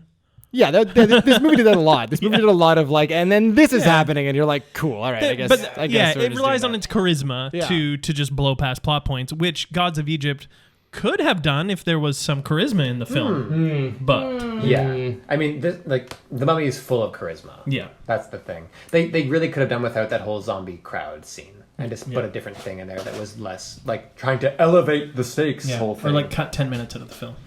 Cut 10 minutes. Yeah. And that's what kind of carried the film for me sometimes was the charisma of the actors. I thought was super good. And the whole last sequence watching it, that was where even I, as someone who loved this movie, was like, ooh, like, and then there's like a convenient rope cut makes him go up thing. And like he's able to fight off the guards somehow because of stuff. Well, and like when Rachel Weisz yells to her brother about if you finish that passage, you'll have control over the priest. Like, So I'm like, how do how you- would you know Yeah, that? what? How do you know that? You just found this book. Yeah. I mean, yeah, she has a lot of knowledge about all this stuff. I guess it She says studied the somewhere. book of Amun-Ra. I think we just sort of accept that she knows everything about this. Yeah. Yeah, but I don't buy it. Yeah, I guess I'm with you. Like I don't buy it either.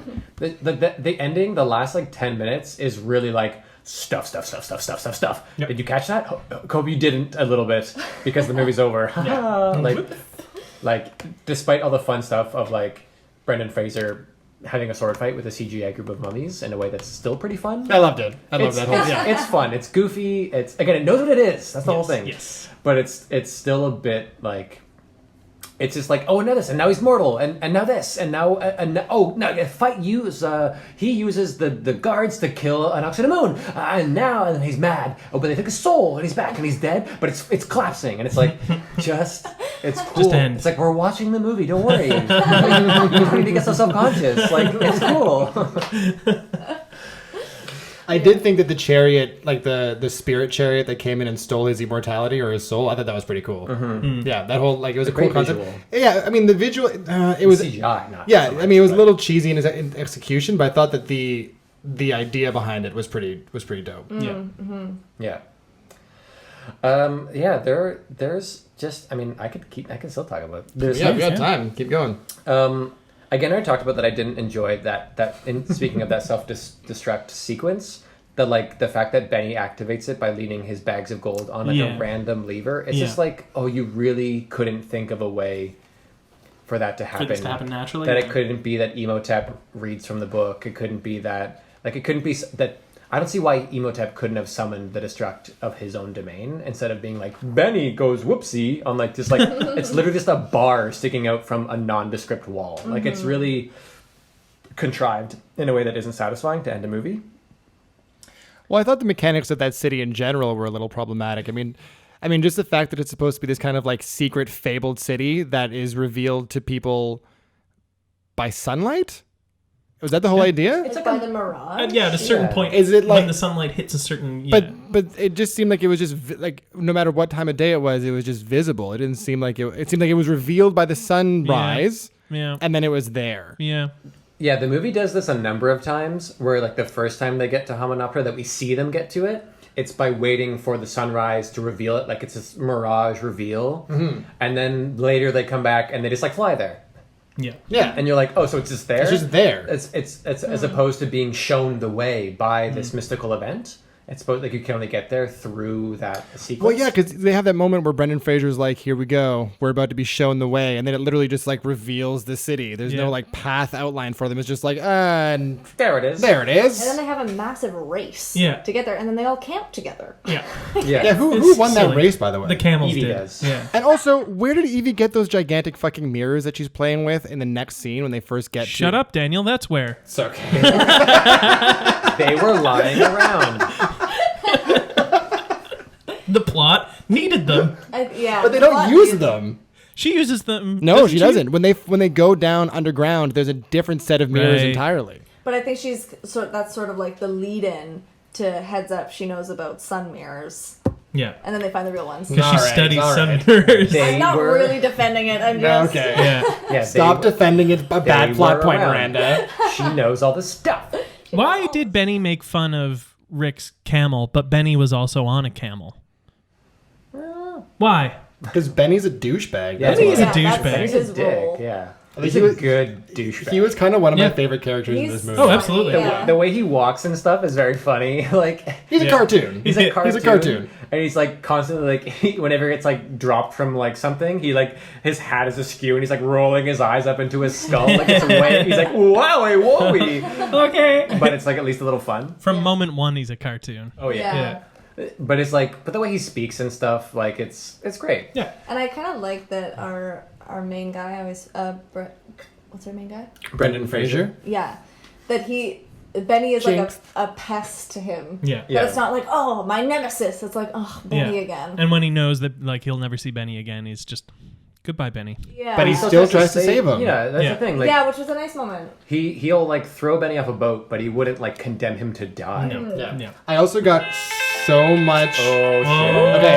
I also here we go. One more comment. I also got so much anxiety when in Benny's like final moments when the thing is closing down on him and the light goes out. Although it was kind of ruined for me by seeing all the bugs come out as his flame goes out. I thought it would have been better if like you see the one bug, then the flame goes out, then you hear all of them kind of skitter in. Yeah, And great him idea. like Yeah, his exactly. voice. Exactly. Yeah. yeah, that's a better idea.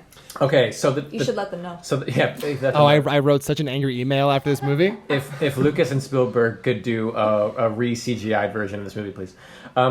So the timer means that we are going to end our general discussion and we're going to do a lightning round now. This is a new feature of the podcast for all the fan out there. And what's it called, Jack? It's called Likes and Gripes. And I want to start with a gripe, which is similar to what we were just talking about, the contrarian thing. We talked about the Hamanatra reveal. So also with the scarabs, they make a point of... One of my gripes is that they undermine themselves right away, where Rachel Weisz is like, he was eaten alive by the scarabs, slowly, very slowly. And then literally minutes later, we see someone devoured like in seconds by the scarabs. And I'm like, come on, that was an easy one. That was an easy one. She should have been like slowly, but not that slowly. That's it. That's it. Yeah. Well, I think they had to do that to explain how Emotep was able to just like so clearly carve out that message on the inside of that coffin. Right. Like really Death is deep, just the super beginning. pristine Nails. with his nails. Yeah. Yeah.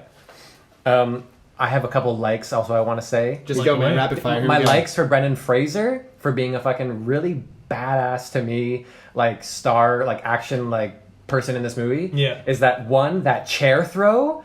So chair great. throw. When he finds Benny in the dude's room and he just like, Benny starts to run and he just picks up a chair and whips it at him. It's so great and so satisfying. And his execution on the butterfly knife is awesome. Again, no line necessary.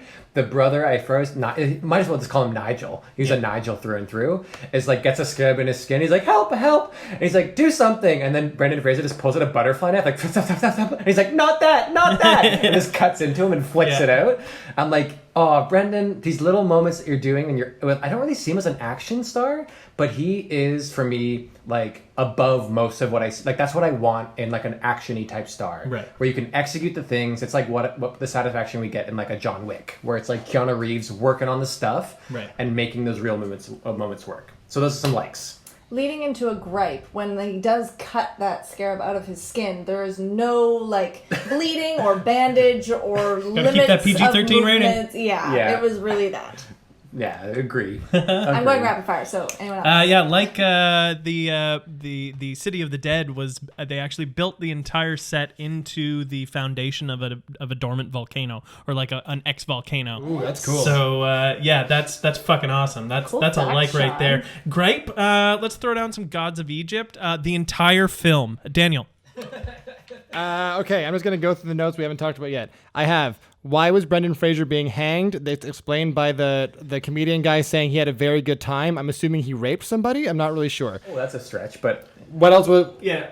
I was also like, what the fuck? Yeah, And- what does that mean? Naked, pissed in the street or something? I got the Sure, more let's go with impression that. that like he was like out drinking and like brawling and like beat the shit out of someone or something Okay. like that. But I Okay, didn't well, assume. this is why an Death penalty. explanation would have been necessary. Can we get the blanket up again? Is that possible? I can Thank try. you. I also have, why did the guy holding Brendan captive just believe some random white woman about Hamanoptera? Then I have, for a group of elite soldiers, the Magi suck at fighting. Yeah, the Magi are a gripe too. What the fuck is their deal? Yeah, seriously. Yeah, they are, right. They're an ancient group of elite fighters, and they like can't fire a gun. What else do I have? I have classic summoning ancient evil by reading of ancient book trope. That's a gripe, I guess. Awful CGI on mask reveal when he Oh yeah. when he takes the mask off, and it's like it's so bad. Good one. Jumped into a sewer and found a car. I have where they jump into the manhole to escape the group of people, and then it just like star swipes to the next scene, and they're like driving through the desert. I have hashtag easy sewer escape. Yeah, good. The side swipes and stuff in general are both fun and cringeworthy. So cringeworthy. They're both a like and a gripe. I have, why didn't the all-powerful Imhotep not do anything to intercept the priests attacking Inoxina Moon in the final scene when he could have just stepped in and fought them off? He just watches her die. And another movie that just abruptly ends. This is the Mummy. What's your biggest gripe of the whole? Well, I have it podcast written in so far? caps. That's why. Yeah. Well, it's an ongoing thing with these It classic is weird. movies. Yeah. And I also have witty moment with Benny and the different religious necklaces, Oh yeah. which was a lot of fun. I have one gripe that maybe you can all help me with. In Gods of Egypt, after they've defeated the snakes and they're escaping the temple, Nikolai turns back and he has some line that's supposed to end the scene, and it's supposed to be a witty line. I replayed it 4 or 5 times, and all I could make out was, "Your company is pregnable." But did anyone else hear what he said? I mean, I can expand and say my gripe is the fact that happened numerous times. So many times. Yeah. Where it's like this movie, Miranda was like, this movie is so loud, but I can't hear also what they're saying. Yeah. Also, did anybody catch what any of the Sphinx's riddle was? No. No, No, none. Right? Yeah, okay. Except he backs down by saying, "Oh bother." See, I thought he said, "Oh, bullocks," and I was like, you guys are going one step too far with the RP thing, He man. said, "Oh bother." He became Winnie the Pooh. I have some likes from Gods of Egypt. They're just great one-liners from Gerard Butler, Ooh, nice. which is, "You look glorious, Lord," and he says, "I know." Oh, yeah. And then, no god could withstand that. I'm not just one god. And that's it. You're acting more than he did. Which I know. All right. I have a gripe of a line as well, which is when he just goes, "I shall live forever," and that's it. That's the line. I thought that was stupid. I also have a gripe, which is the fact in the credits that it's with Gerard Butler, as though he's Morgan Freeman or something. And then I think he was just before Geoffrey Rush. He I is think with Rush Gerard got- Butler and Geoffrey Rush. Yeah. That gets into like contract stuff though. Oh yeah. They pay for that It's stuff. still a major gripe. I have a gripe with the Mummy of just like there's a shot of where the Magi are approaching the boat that they're on, and there's a long shot of Mr. Hookhand. And His middle finger. Yeah. His middle finger knife. Yeah, I laughed out loud, being like, "You're taking way too much time to establish this guy has a Mr. Hookhand here." I have a big like though for again some more shots that they did. The general like shots through the desert I thought were cool, and also the shot that I think they got a couple of sand. They blew sand through these opening doors, and then they played it in reverse. I was wondering what they did there, yeah. And in the second one, you can tell more in a satisfying way. And then they sucked it all back out. They played it in reverse to get the effect of him leaving, and it looks so great. Yeah. It's practical. Yeah. It's not CGI. It's like a real shot. I love that. That's a like. Cool. For Gods of Egypt, I have dry clothes and hair. I think for when she like goes into the pool with him right at the beginning, and then the next shot is she's out and they're talking about his coronation and her dress is dry and her hair is dry. And then I was like, well, they're gods. I guess maybe they have drying ability. And white Egyptians was a bad. My general note for the whole Were thing. they all white? Yeah, they were all white. Yeah. Oh, I don't see color. Oh. jeez. Oh, bad. You don't want that audience. I'm gonna cut that part another out. gripe. Zaya's like very casual plan reveal. Also, she's in the guy's office / library. She's being her librarian self, and she brings out they're looking through the telescope thing, and she's like, "Beck, you're just gonna like steal this eye from his place," and he's like, "Okay." He's like, I guess so. And then I will plan have to action, try. Do you think I can do it? And he does. Yeah. And he does, yeah. For you. Yeah, she had the same, her voice was the same for every line. And I loved the Chamber of Secrets moment. I have a wow, so handsome, every woman's only dream, when someone walks in and he's like, but I'm handsome. She's like, yay. I mean, definitely gripe the whitewashing of these movies. I also have a note for The Mummy, just the general maltreatment of Arab people in this movie is very prevalent and a bit unsettling.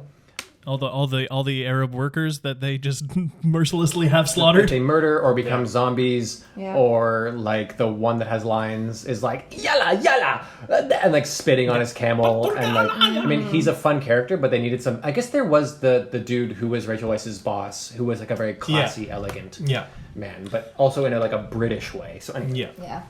gripe. Well, I also okay. Go. Keep going. I like the use of her bracelet, the goddess of love. I love that use of item. I thought it was really cool, and whenever she took it off, the immediateness of the demons coming together, I thought that was really effective. yeah. That was the one moment I went, oh, Right? Yeah. Yeah. Yeah, totally. The demons take her away the instant the bracelet is off Yeah, and her that was wrist. really kind of shown. I have such kicks in The Mummy when he has some serious kicks. Oh yeah, And the Mummy does. Yeah. He kicks a lot of people. Mummy He has a kicks kick? Or he's in wearing one of the shoes. fights. No. In one of the fights, he has full Oh yeah. full kicks. Yeah. Are we talking about O'Connell? Like Brendan Fraser? I think so. Oh, Yeah. he's fighting. Oh, okay. I didn't notice that at all. I wrote such kicks. Okay, great. Yeah. Yeah. Oh, and then also though the key in The Mummy. That key thing, I could never keep track of where it was or who had it or how suddenly the person who needed it always had it. And then there was another one that didn't get used that Benny had in his bag that was That's clearly supposed to be for the Book of Amun-Ra, but they used the key from the Book of the Dead to open the Book of Well, I Amun-Ra thought there anyways. was only the one. Yeah, there was one key that just opened literally everything in Egypt. But there was a lot of We need to open something in Egypt. give that man the key to the country. But that was my problem was when what was the brother's name? Jonathan, I think. When Jonathan has the Book of Life, and he's yelling across the tomb to his sister, and he's like, I don't know what to do. And then in that moment, he's like, oh, I see, we need the key. When I'm like, oh, on the cover, there's clearly the outline of this fucking key. Obviously, this thing opens everything. Yeah. Yeah. Yeah, there was a lot of glinting. A gripe was all the glinting from the sun that randomly happened in The Mummy. They were trying to highlight little things On the gold? on all the gold, and you're like, why is this important? I don't care. Gripe. The music from Gods of Egypt is essentially the music from Mask of Zorro. Okay, the music from The Mummy is dope as shit. Yes, it is. Dope as shit. And there's some cool sound effects they did. They have the mummy pour in through the keyhole as sand. And they just made this sound for that you don't see him reanimate into his mummy self. You just hear this and it's that's the sound of a sand pile becoming a mummy. Yeah, the movie does a lot of cool stuff with off-camera action or use of silhouette to show stuff that you don't actually show actors doing. And like Geoffrey Rush in the first scene when they go up to space. The second one, not so much. But when he's with Horace up in space, I dig Geoffrey Rush. I like him. I just have such a huge soft spot for everything Pirates of the Caribbean. Yeah, but that's what I thought of when I saw his big space boat. I was like, oh, we're doing Pirates of the Caribbean in space. Yeah. Yeah. Jack Sparrow. I also love Geoffrey Rush's big god crown that he had to put on before he fought the Nightworm. Yeah, of course. The Nightworm. It's his worm fighting crown. Well. That's the end of our 15-minute lightning round. I have no idea how long it was. Yeah, we should have. I think that we should have put Should have had a timer for that as No, well. it's good. It gets us. It wraps us up. It's all good. Now we can bring it home. Let's bring it home. So let's get into our rating system. Let's declare a winner. So how it works is that we have 5 categories. We have looks good, sounds good, act good, story good, and rewatchability. Like if you had to, or whatever. Would you rather? Would you rather? Would you? Never have I ever. No. Yeah. Wait. Which one of these movies would you actually watch again? No. And whichever movie comes out with the majority of these categories is declared the Citizen Kane of the Week. This will be interesting because we have an even number of people this week, so we have the potential. I thought about this. I was like, what do we do if we have a tie? 4 ties, but we'll kind of see how it goes, and hopefully it works out. Let's start with. I'm just burping right now. Let's start with someone take over. You and your burps. Let's start with Good. Looks good. Tricky because flashy CGI of Gods The of Egypt. Mummy. The Mummy. Yeah, it's gonna be the Mummy. Miranda? I will still vote the Mummy, but I really loved their Power Ranger suits and the transformation in and out fair. and the fancy cool. wings. I love and there was that. so much gold and like colorful. So I'm gonna put you jewels down and- for Gods of Egypt. All right, just to keep it interesting. Yeah. And the point still goes to the Mummy. yeah. Yeah, I say Mummy too. I loved all the practical stuff. I have a note that's like so many practical sets, baby. Like I loved it. I was so into it. It's a shame too because the idea behind Gods of Egypt, if it was executed better, it would have been a clean, a clean victory, right? Yeah. But they just fucked it so hard. If it had been like what Clash of the Titans did, where they like mixed CGI with practical sets, Totally, yeah. this movie would have been stunning. Well, that's an easy one. Let's talk sound. We didn't talk about sounds too much in this. We just a little bit at the end there. Yeah. The Mummy. The Mummy. it's the Mummy. I don't remember the sound a lot from these, but I do remember Gods of Egypt being very loud and me not knowing what anyone was saying. Yeah, I remember hearing like distinguishable dialogue in The Mummy. There was dialogue. And like non-plagiarized musical scores. Totally. Great. Yeah, the Mummy. Next. Okay, great. This is gonna be Are quick. we gonna have a sweep again? 2 sweeps in a row? Uh-oh. Anyways, acting. We gotta get back. Well, I mean... Someone else go first. The Mummy. The Mummy. Well, okay, hold on. We had a pretty dope Geoffrey Rush. We had in Gods of Egypt. We have Gerard Butler doing like his Gerard Butler thing, which was fucking weird but fun to watch. We have the Goddess of Love. We have the Goddess of Love. She was She great. was really good. But like, whereas in the Mummy, like everyone's doing their job, Ooh, this is going to be a little more divisive than I thought. Okay, but continue. no one is standing out over top of anything. But I think that's good. I think that makes a good actor. Where you're That makes you're a not- good film. That makes a good film. Yes. I don't want to be just like looking forward to watching one actor like I was in Gods of Egypt. Yeah. I was excited to watch the film in The Mummy. I wasn't like, oh no, this person is in a scene again. It's a well-realized world because of the acting done in it. I'm changing my vote. Gods of Egypt. Because of what Jack just said. Because of what Jack just said. Makes no sense. Yeah, Gods Yeah, of I'm Egypt. trying to argue myself into Gods of Egypt, but it's the Mummy. Dude, Geoffrey, we have 2 for 1 in Gods of Egypt. Two standout actors. Yeah, and like 90 horrible actors. But they don't count, really. We also have Chadwick Boseman.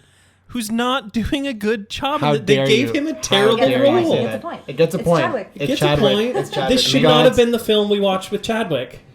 Yeah, I blame you we for that. should do- yeah. You pick these movies, Fuck Dan. you. No comments. I think Let's do the fifth. we should do a redeeming Chadwick thing. But we have Yeah. to compare something to this again. I don't want to watch Gods of Egypt. No. week, So Gods I of think Egypt versus Black did you Panther? go Mummy? Yeah. Mummy. What? Versus. Oh, I thought we were on the same All page right. with the So Gods now of it's, Egypt thing. it's there. all down to just whether this is a clean sweep or not. Yeah. Story. Well, obviously, Gods Gods of of Egypt. Egypt. It as I Mar- think I'm gonna go Mummy on this Yeah. one. I think. Yeah. But as you said, babe, there was way too much plot in Gods of Egypt. So more plot means better story. And Gods of Egypt had Power Rangers. Yeah. It did. Love a Power Ranger. The protagonist in Gods of Egypt does have an arc. I was unclear as to who the protagonist actually was It's in true. Gods of Egypt. I think it's supposed to be Horus. I think. But like Beck is our okay, the Mummy. Was it Horus or was it Beck? Or was It's it the Geoffrey Mummy. Rush? I'd prefer a 2-hour film of Geoffrey Rush Fighting the nightworm? fighting nightworms. Yeah. Can you imagine it as it started with its pre-movie narrative thing, but that never stopped and just continued for 2 hours of just narrative storytelling of Geoffrey Rush doing various things, Yeah. and like raising children and I'm down.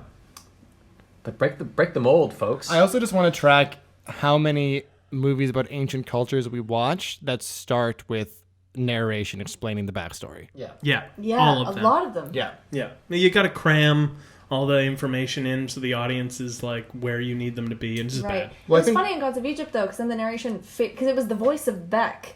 But it was a Right. But it different was actor. a different. It was a very deep, 'cause it was manly an voice. older, more and then it just weathered. disappeared. Yeah, you never see He him. refers to himself in the past tense. Yeah, He's like, little did I know. yeah, Oh, He we says- needed a flash forward at the end. At the yeah. end. We needed old back. Just a cut to old Beck like 20 years later sitting in front of a microphone. Yeah, little did I know. yeah. And here we are now. He's fighting the nightworm somehow. He's become Raw. Yeah. All right, so the Mummy for Okay. story and rewatchability. What? Wow. No way. The Mummy. Seriously? Yeah, I was so disappointed on my first like full actual watch of Gods of Egypt. I really thought that this would be an easy point for Gods, Yeah. but no, The Mummy was just a Wow. better movie. Dan, I'm really proud of you. Yep. Thank you. I feel like I've made a lot of progress today. Yeah. You're showing a lot of growth, Thank you. you know? Yeah. I mean, let's be clear. The Mummy is not like a great film I highly in recommend history. anyone listening watch The Mummy. No, I'm with Sean. It's really not that like it really didn't hold up that well, and it was like super campy and cheesy. I am maybe and I was, biased. And I was disappointed by how schlocky The Mummy looked. Yeah. Yeah. I think overall, my sentiment after having watched it was that I was disappointed that the film I had held up to such high esteem failed me a little bit. But compared to Gods of Egypt, it's Citizen Kane, baby. I mean, we watched Gods of Egypt first. So, Oh, and we watched them back to back this week. right. That I think was the right That's call. a smart call. That was So, the right move. Mummy came in as like this beautiful, Like a Palate savior. cleanser. practical, Like Yeah. Lawrence of clean- Arabia. Oh, it was essentially Lawrence of Arabia for sure. I was like, never has there been a finer movie than what we are beholding at this moment. I feel like you're doing Morgan Freeman narrating your experience of watching The Mummy. Andy then- Dufresne. And then Jack rewatched his childhood favorite movie. So That's a rewatchability for the Mummy. Morgan, is that you? It's a pleasure to be. I can't. It's a pleasure to be here. to be on the podcast. Oh, his people are gonna call us. Yeah. Clean sweep. Clean sweep. Clean So, sweep. Wait, sweep. The Are we done? Citizen Kane of the week is Wait. The Mummy. If you were just like, I also love that Miranda went right for the clap. She knows the format so I well. love the clap. It's one of my favorite parts. Do you join in at home? Yes. Right over there? well, I'm very pleased. I was worried the way you were talking at the beginning that you were like, "We'll see how this really goes." I was like, "What opinion did you have?" Now I know how Dan feels. Well, How you feel, I actually, want- I should yeah. say, when you're like, Indiana Jones is going to be a clean sweep, and Dan and I are like, I mean, I watched The Mummy first, being like, I'll settle in with an old chestnut, and that chestnut was rotten inside. But then I watched Gods of Egypt, which was just eating a bowl of shit. And Rotten chestnut. yeah, rotten chestnut wins. controversial opinion. But That needs to go on a t-shirt, I think. Rotten chestnut, better than a bowl of shit. Check it out at our merch. Yeah, Rachel Weisz evolves into librarian. librarian. Evie evolves into librarian. Next week, Morgan Freeman will be our guest on the podcast. Well, Hey, you got to put it out in the universe. Maybe he'll come. I was tagged The Rock in our Instagram post last week. no. Wait, we have an Instagram? This is You news. say this every week. Citizen Kane podcast. For anybody listening, that's the name of our Instagram page. And feel free to, hey fan, feel free to email us at citizenkanevs@gmail.com if you have a suggestion that you want us to do. We'll personalize it to you, our one fan. Yeah. Or leave it in our YouTube comment section. Yeah. What's Along our YouTube with something page? racially divisive. I think Citizen Kane VS. Yeah, just look it up. Yeah, on YouTube. Yeah, On Citizen, the Citizen YouTubes. Kane VS. Kane with a K, in case that's not clear. Where you are currently watching the dark screen of this sun-infested apartment where What we're trying to do is mimic the lighting in The Mummy. yeah, This is a desert-themed podcast. Well, Miranda has to do you're on a timer, right? She has to do a Give it a zoom. Facebook market pickup in 5 minutes. Did you have a Thanos trailer? oh yeah. all right. Before I Okay, give okay. the both films movies, for and next then week. you gotta yeah. run. All right. Okay, real quick Thanos trailers. So for Gods of Egypt, so it fades in. on Thanos, and he's laughing, and he's looking at his glove of Infinity Stones. He's just gotten all of them. And then he looks down on Earth. Somehow he's like, you know, in whatever. He's looking down on Earth. And then he sees all the god stuff. So the eyes, the brain, all the stuff that makes them Power Rangers. And his laughing kind of fades out. And he looks at his Infinity Stones. And he looks at Earth. And he looks at his Infinity Stones. And then he kind of growls. And he realizes that he's not as all-powerful as he thought. He's been collecting the wrong stones. Yeah. Nice. He's not a Power Ranger of Voltron after all. Yeah. Yeah. Real quick, I have one for the Mummy as well. Hit it. Fades up on the desert. There's one lone camel rider, and it's the tattooed dude from the Mummy. The Magi guy? Yeah, the Magi guy, and he's going because he goes off on his own at the end of the movie. So he's going, and then he does a little like finger salute. You know, 2 fingers, like forehead out, like salute, and then the camera goes over and it switches, and it's Thanos on a camel's back, and he passes and he does the salute as well, and then he continues, and he's going to Hamunaptra. Oh, those are actually good. Thank you. Those are good ones. I like that you came so prepared. Yeah, I like that part. I like that it's unclear why he's going to Hamunaptra. He's like a tourist. Yeah. He's Here's just a map, and he's like, where the fuck? he's just checking it out. Map of the stars. Yeah. Okay, well, I will sign off there. Gentlemen, All right. thank you so much for having Thanks me. for Thank you for joining coming. us. You're welcome anytime. Yay! Yeah. Thanks. You're the best. It's so glad to have you as our first guest. Yes. I'm biased Why? because I love her. Gross. Gross. Go pick up your amazing stuff off of the marketplace online. So before we do So doubling back. Thanos's, Yeah. do you want? I'll announce next week's. Oh, because are we going Pepperonis? are we going to spooky No, not yet. Halloween yet? No, Okay. not yet. A few weeks from now, we'll start Halloween season, but yeah. So we're gonna delve into one of the greatest classics of all time, the fight movie Rocky. That's a great choice. That's Yes. a great choice. Oh my god, versus what? Oh my god. I've been trying to find a movie to pair this with, so I'm so curious to hear what you put it with. Versus Oh my god, no, wait, the what? brilliant late 90s, early 2000s live action Oh my God. Rocky and Bullwinkle. You were both so disappointed. I thought you were gonna go for what's that Hugh Jackman one where he fights for the battle bots? Oh, Oh, It's called like yeah. Heavy Metal. Heavy or something. metal, yeah, something It's- like it's that. Called, Full like, metal, I don't know. Called I Bought was to thinking- the Bone. Nope, Rocky and Bullwinkle. I was thinking of Fuck you, pairing Sean. Rocky with the movie from like 2 years ago called Grudge Match, which is just like it's Sylvester Stallone and oh god, his name is escaping me now. The guy from Goodfellas. Pesci. Other one. De Niro. Ah. Why did you just stare? Well, De Niro is in Rocky and Bullwinkle, so He is. there you go. Is he really? Rocky and Bullwinkle is a star-studded affair. So when Isn't did Brendan Rocky and Fraser- Bullwinkle No, he's in come the out? Mountie one. He's in Dudley Do Ready. When did that movie come out? That's my only challenge. Oh, to like the this late man. 90s, I think. It's So- not a classic. It's the schlock. But don't we need a contemporary schlock? It's just No. what I said No. at the beginning is that something on the schlocky Yeah, side. We just have never set a A boundary. schlocky film. Okay, clearly I'm just putting my guard up against this comparison. Look, but our I'll go with it. fan isn't going to be too upset. Yeah. Thank you. We love you, by Thanks the for way. listening. Yeah. And All right, Jo- cool. The Rocky versus Rocky and Bullwinkle. The Rocky? The Rocky versus Rocky and the Bullwinkle. Yeah. All right, I'm down. I love Rocky, Yep. and I feel like I'm going to hate Rocky and Bullwinkle. I So- Jason Alexander. I don't think I've.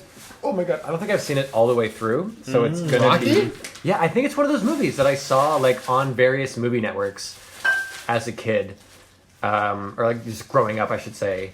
I don't know if I watched it top to tail. Like, there's gonna be some scenes in it that I'm like, this is a part of this movie for Well, sure. I haven't seen it in a long time, so it's going to be a bit of like a nice kind of refresher rewatch for me. I've never seen it. You've never seen Rocky? Never seen Rocky. I've seen Rocky and Bullwinkle 4 or 5 times. Why? Because I was young. Oh, I guess so. Yeah, that makes sense. That's fair.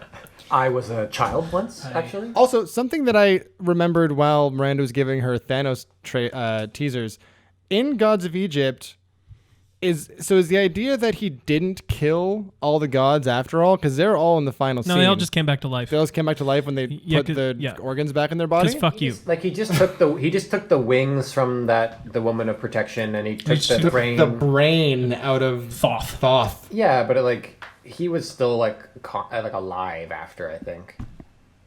Also, just fuck you, I think. Okay, all right. I just wanted to say it because I didn't get a chance to say it and I forgot, so I just wanted to... They were like, don't think about that. Aren't you pumped for the sequel? Meow. And with the cats? Yeah, you know when he drives off? You know, there was a part in The Mummy when they're all on the camels and Rachel Weisz's camel starts making car sounds. Yeah. What, really? You know the part Yeah. in The Mummy where she's falling asleep on the camel and they very clearly have a prop camel head bobbing at the front of the screen because they're not on a camel after all? I didn't even notice that. Also, shout out to the dude playing Winston, the drunken old British Oh, yeah. Air Force officer. Yeah. I wish I had died with the lads, but instead I have to live. Oh, does yeah, die. I wanted a lot more of him. And then there's He's fun. convenient quicksand that Yeah. swallows him up.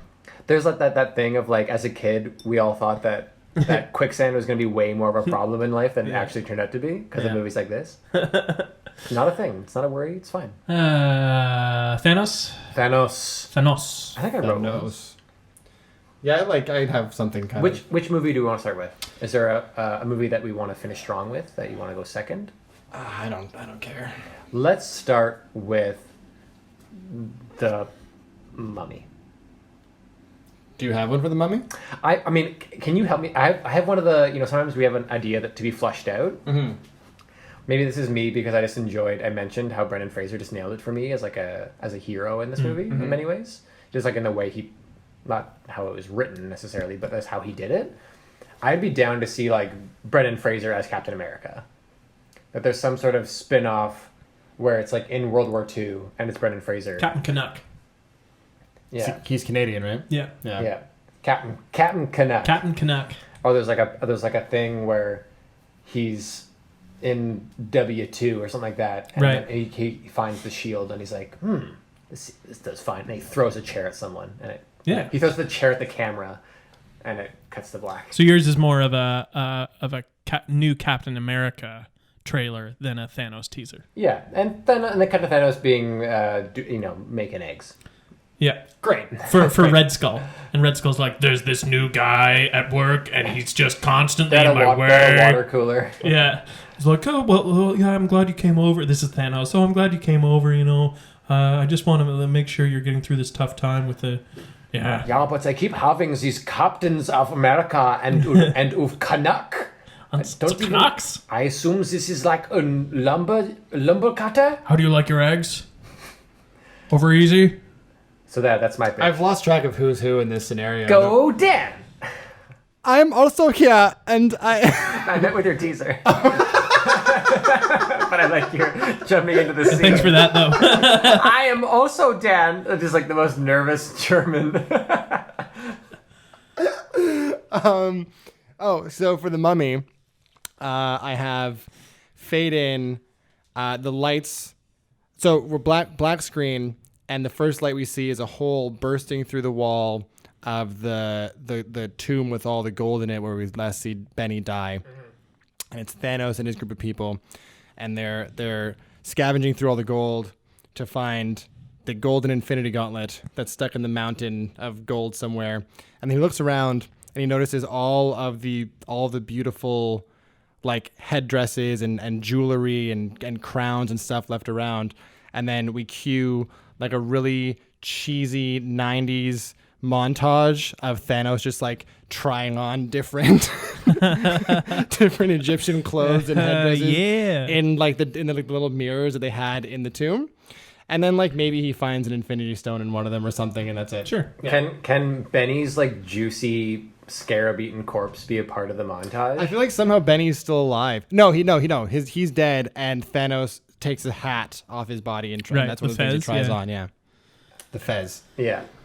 And he like puts a mirror in Benny's hands so he can look at himself, and he's like, "You really think so? Thanks." Yeah, like, exactly. That kind of stuff. Dude, you get it. I'm way past with you. And Material Girl by Madonna is playing. Yeah. Classic 90s montage. Fucking things. All right, Sean, top those. No. Right. So I think I just see Thanos.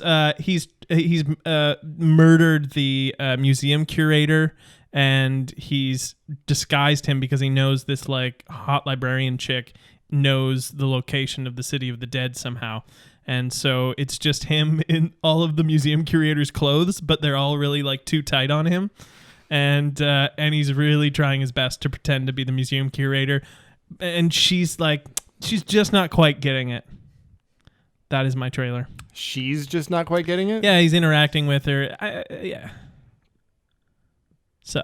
But she's like, are you still mad at me about destroying the library? And he's like, what? She's like, the library. And he's like, yeah, in yes, a blazer that's like bursting except for the one button in the center. Yeah. Great. Nailed it. Those were great. Yeah. I still think Miranda's won that. Miranda, sure. It's hard to follow up hers.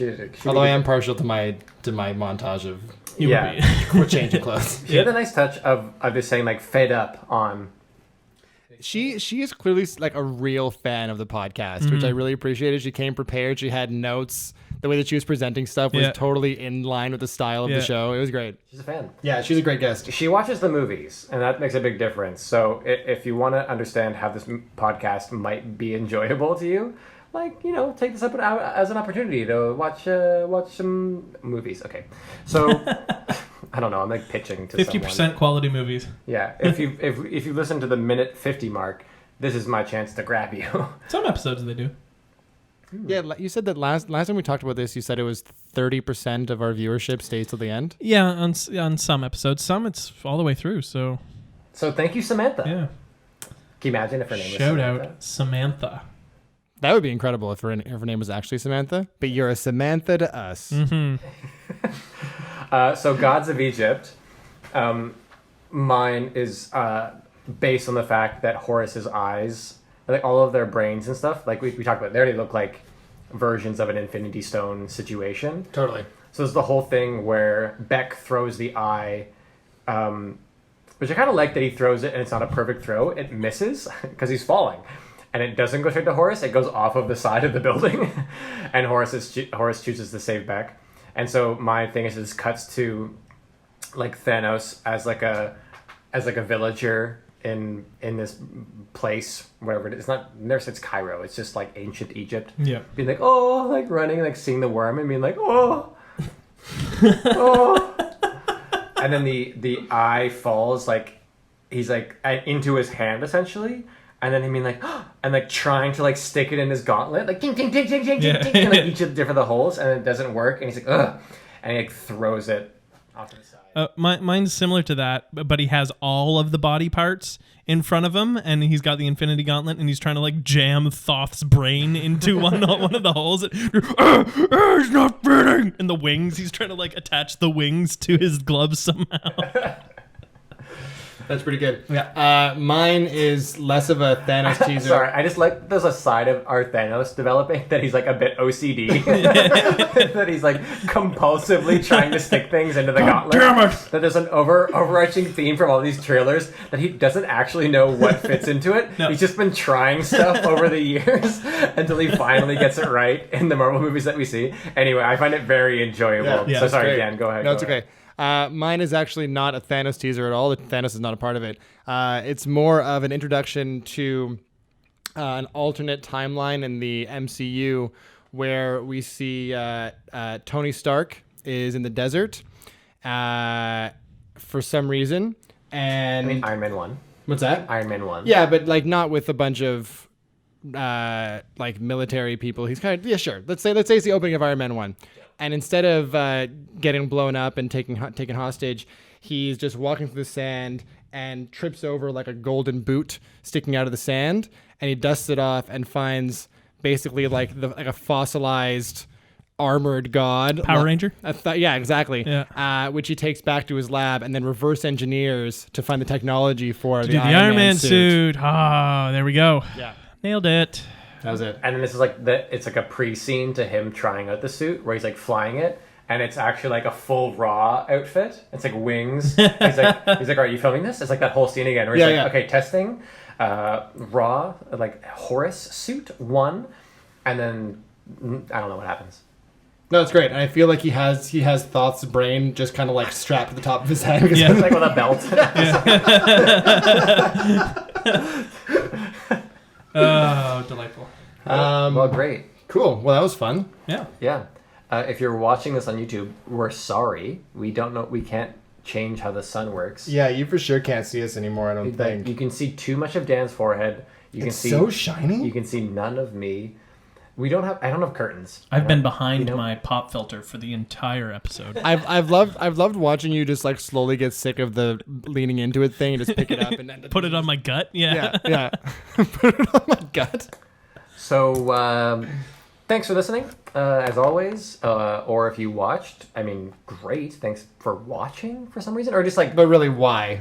don't watch. Like, play the Yeah. video, but listen to it in the background. We'll have clips up on YouTube sometime soon. Yeah, Do what Sometime- Daniel does when he watches these movies. Yeah. Okay, for the record, suck it. I sit and watch these movies with full attention all the way through. Mostly. You've yes. told us that you don't sometimes. No, I normally You when I fall watch asleep. movies. No, well, sometimes because I start watching them really late at Yeah. night.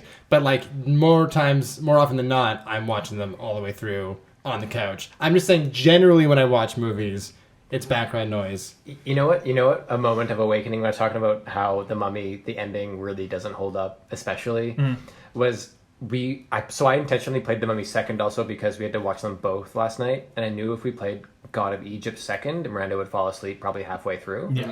I was like, but The Mummy will keep your attention. And she started to nod off a Oh, little yeah. bit during the end of The Mummy, and I was like, yeah, you're right. Yeah.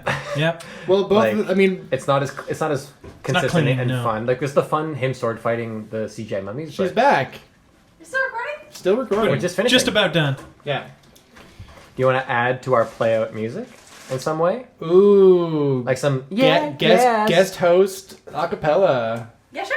Here we go. All right. Well, in that case, I until guess- next week, and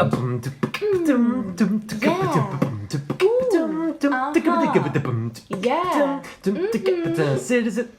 Citizen Kane versus. What am I playing today? Set. Meow. I'm Morgan Freeman. I'll be in the shit. And cut.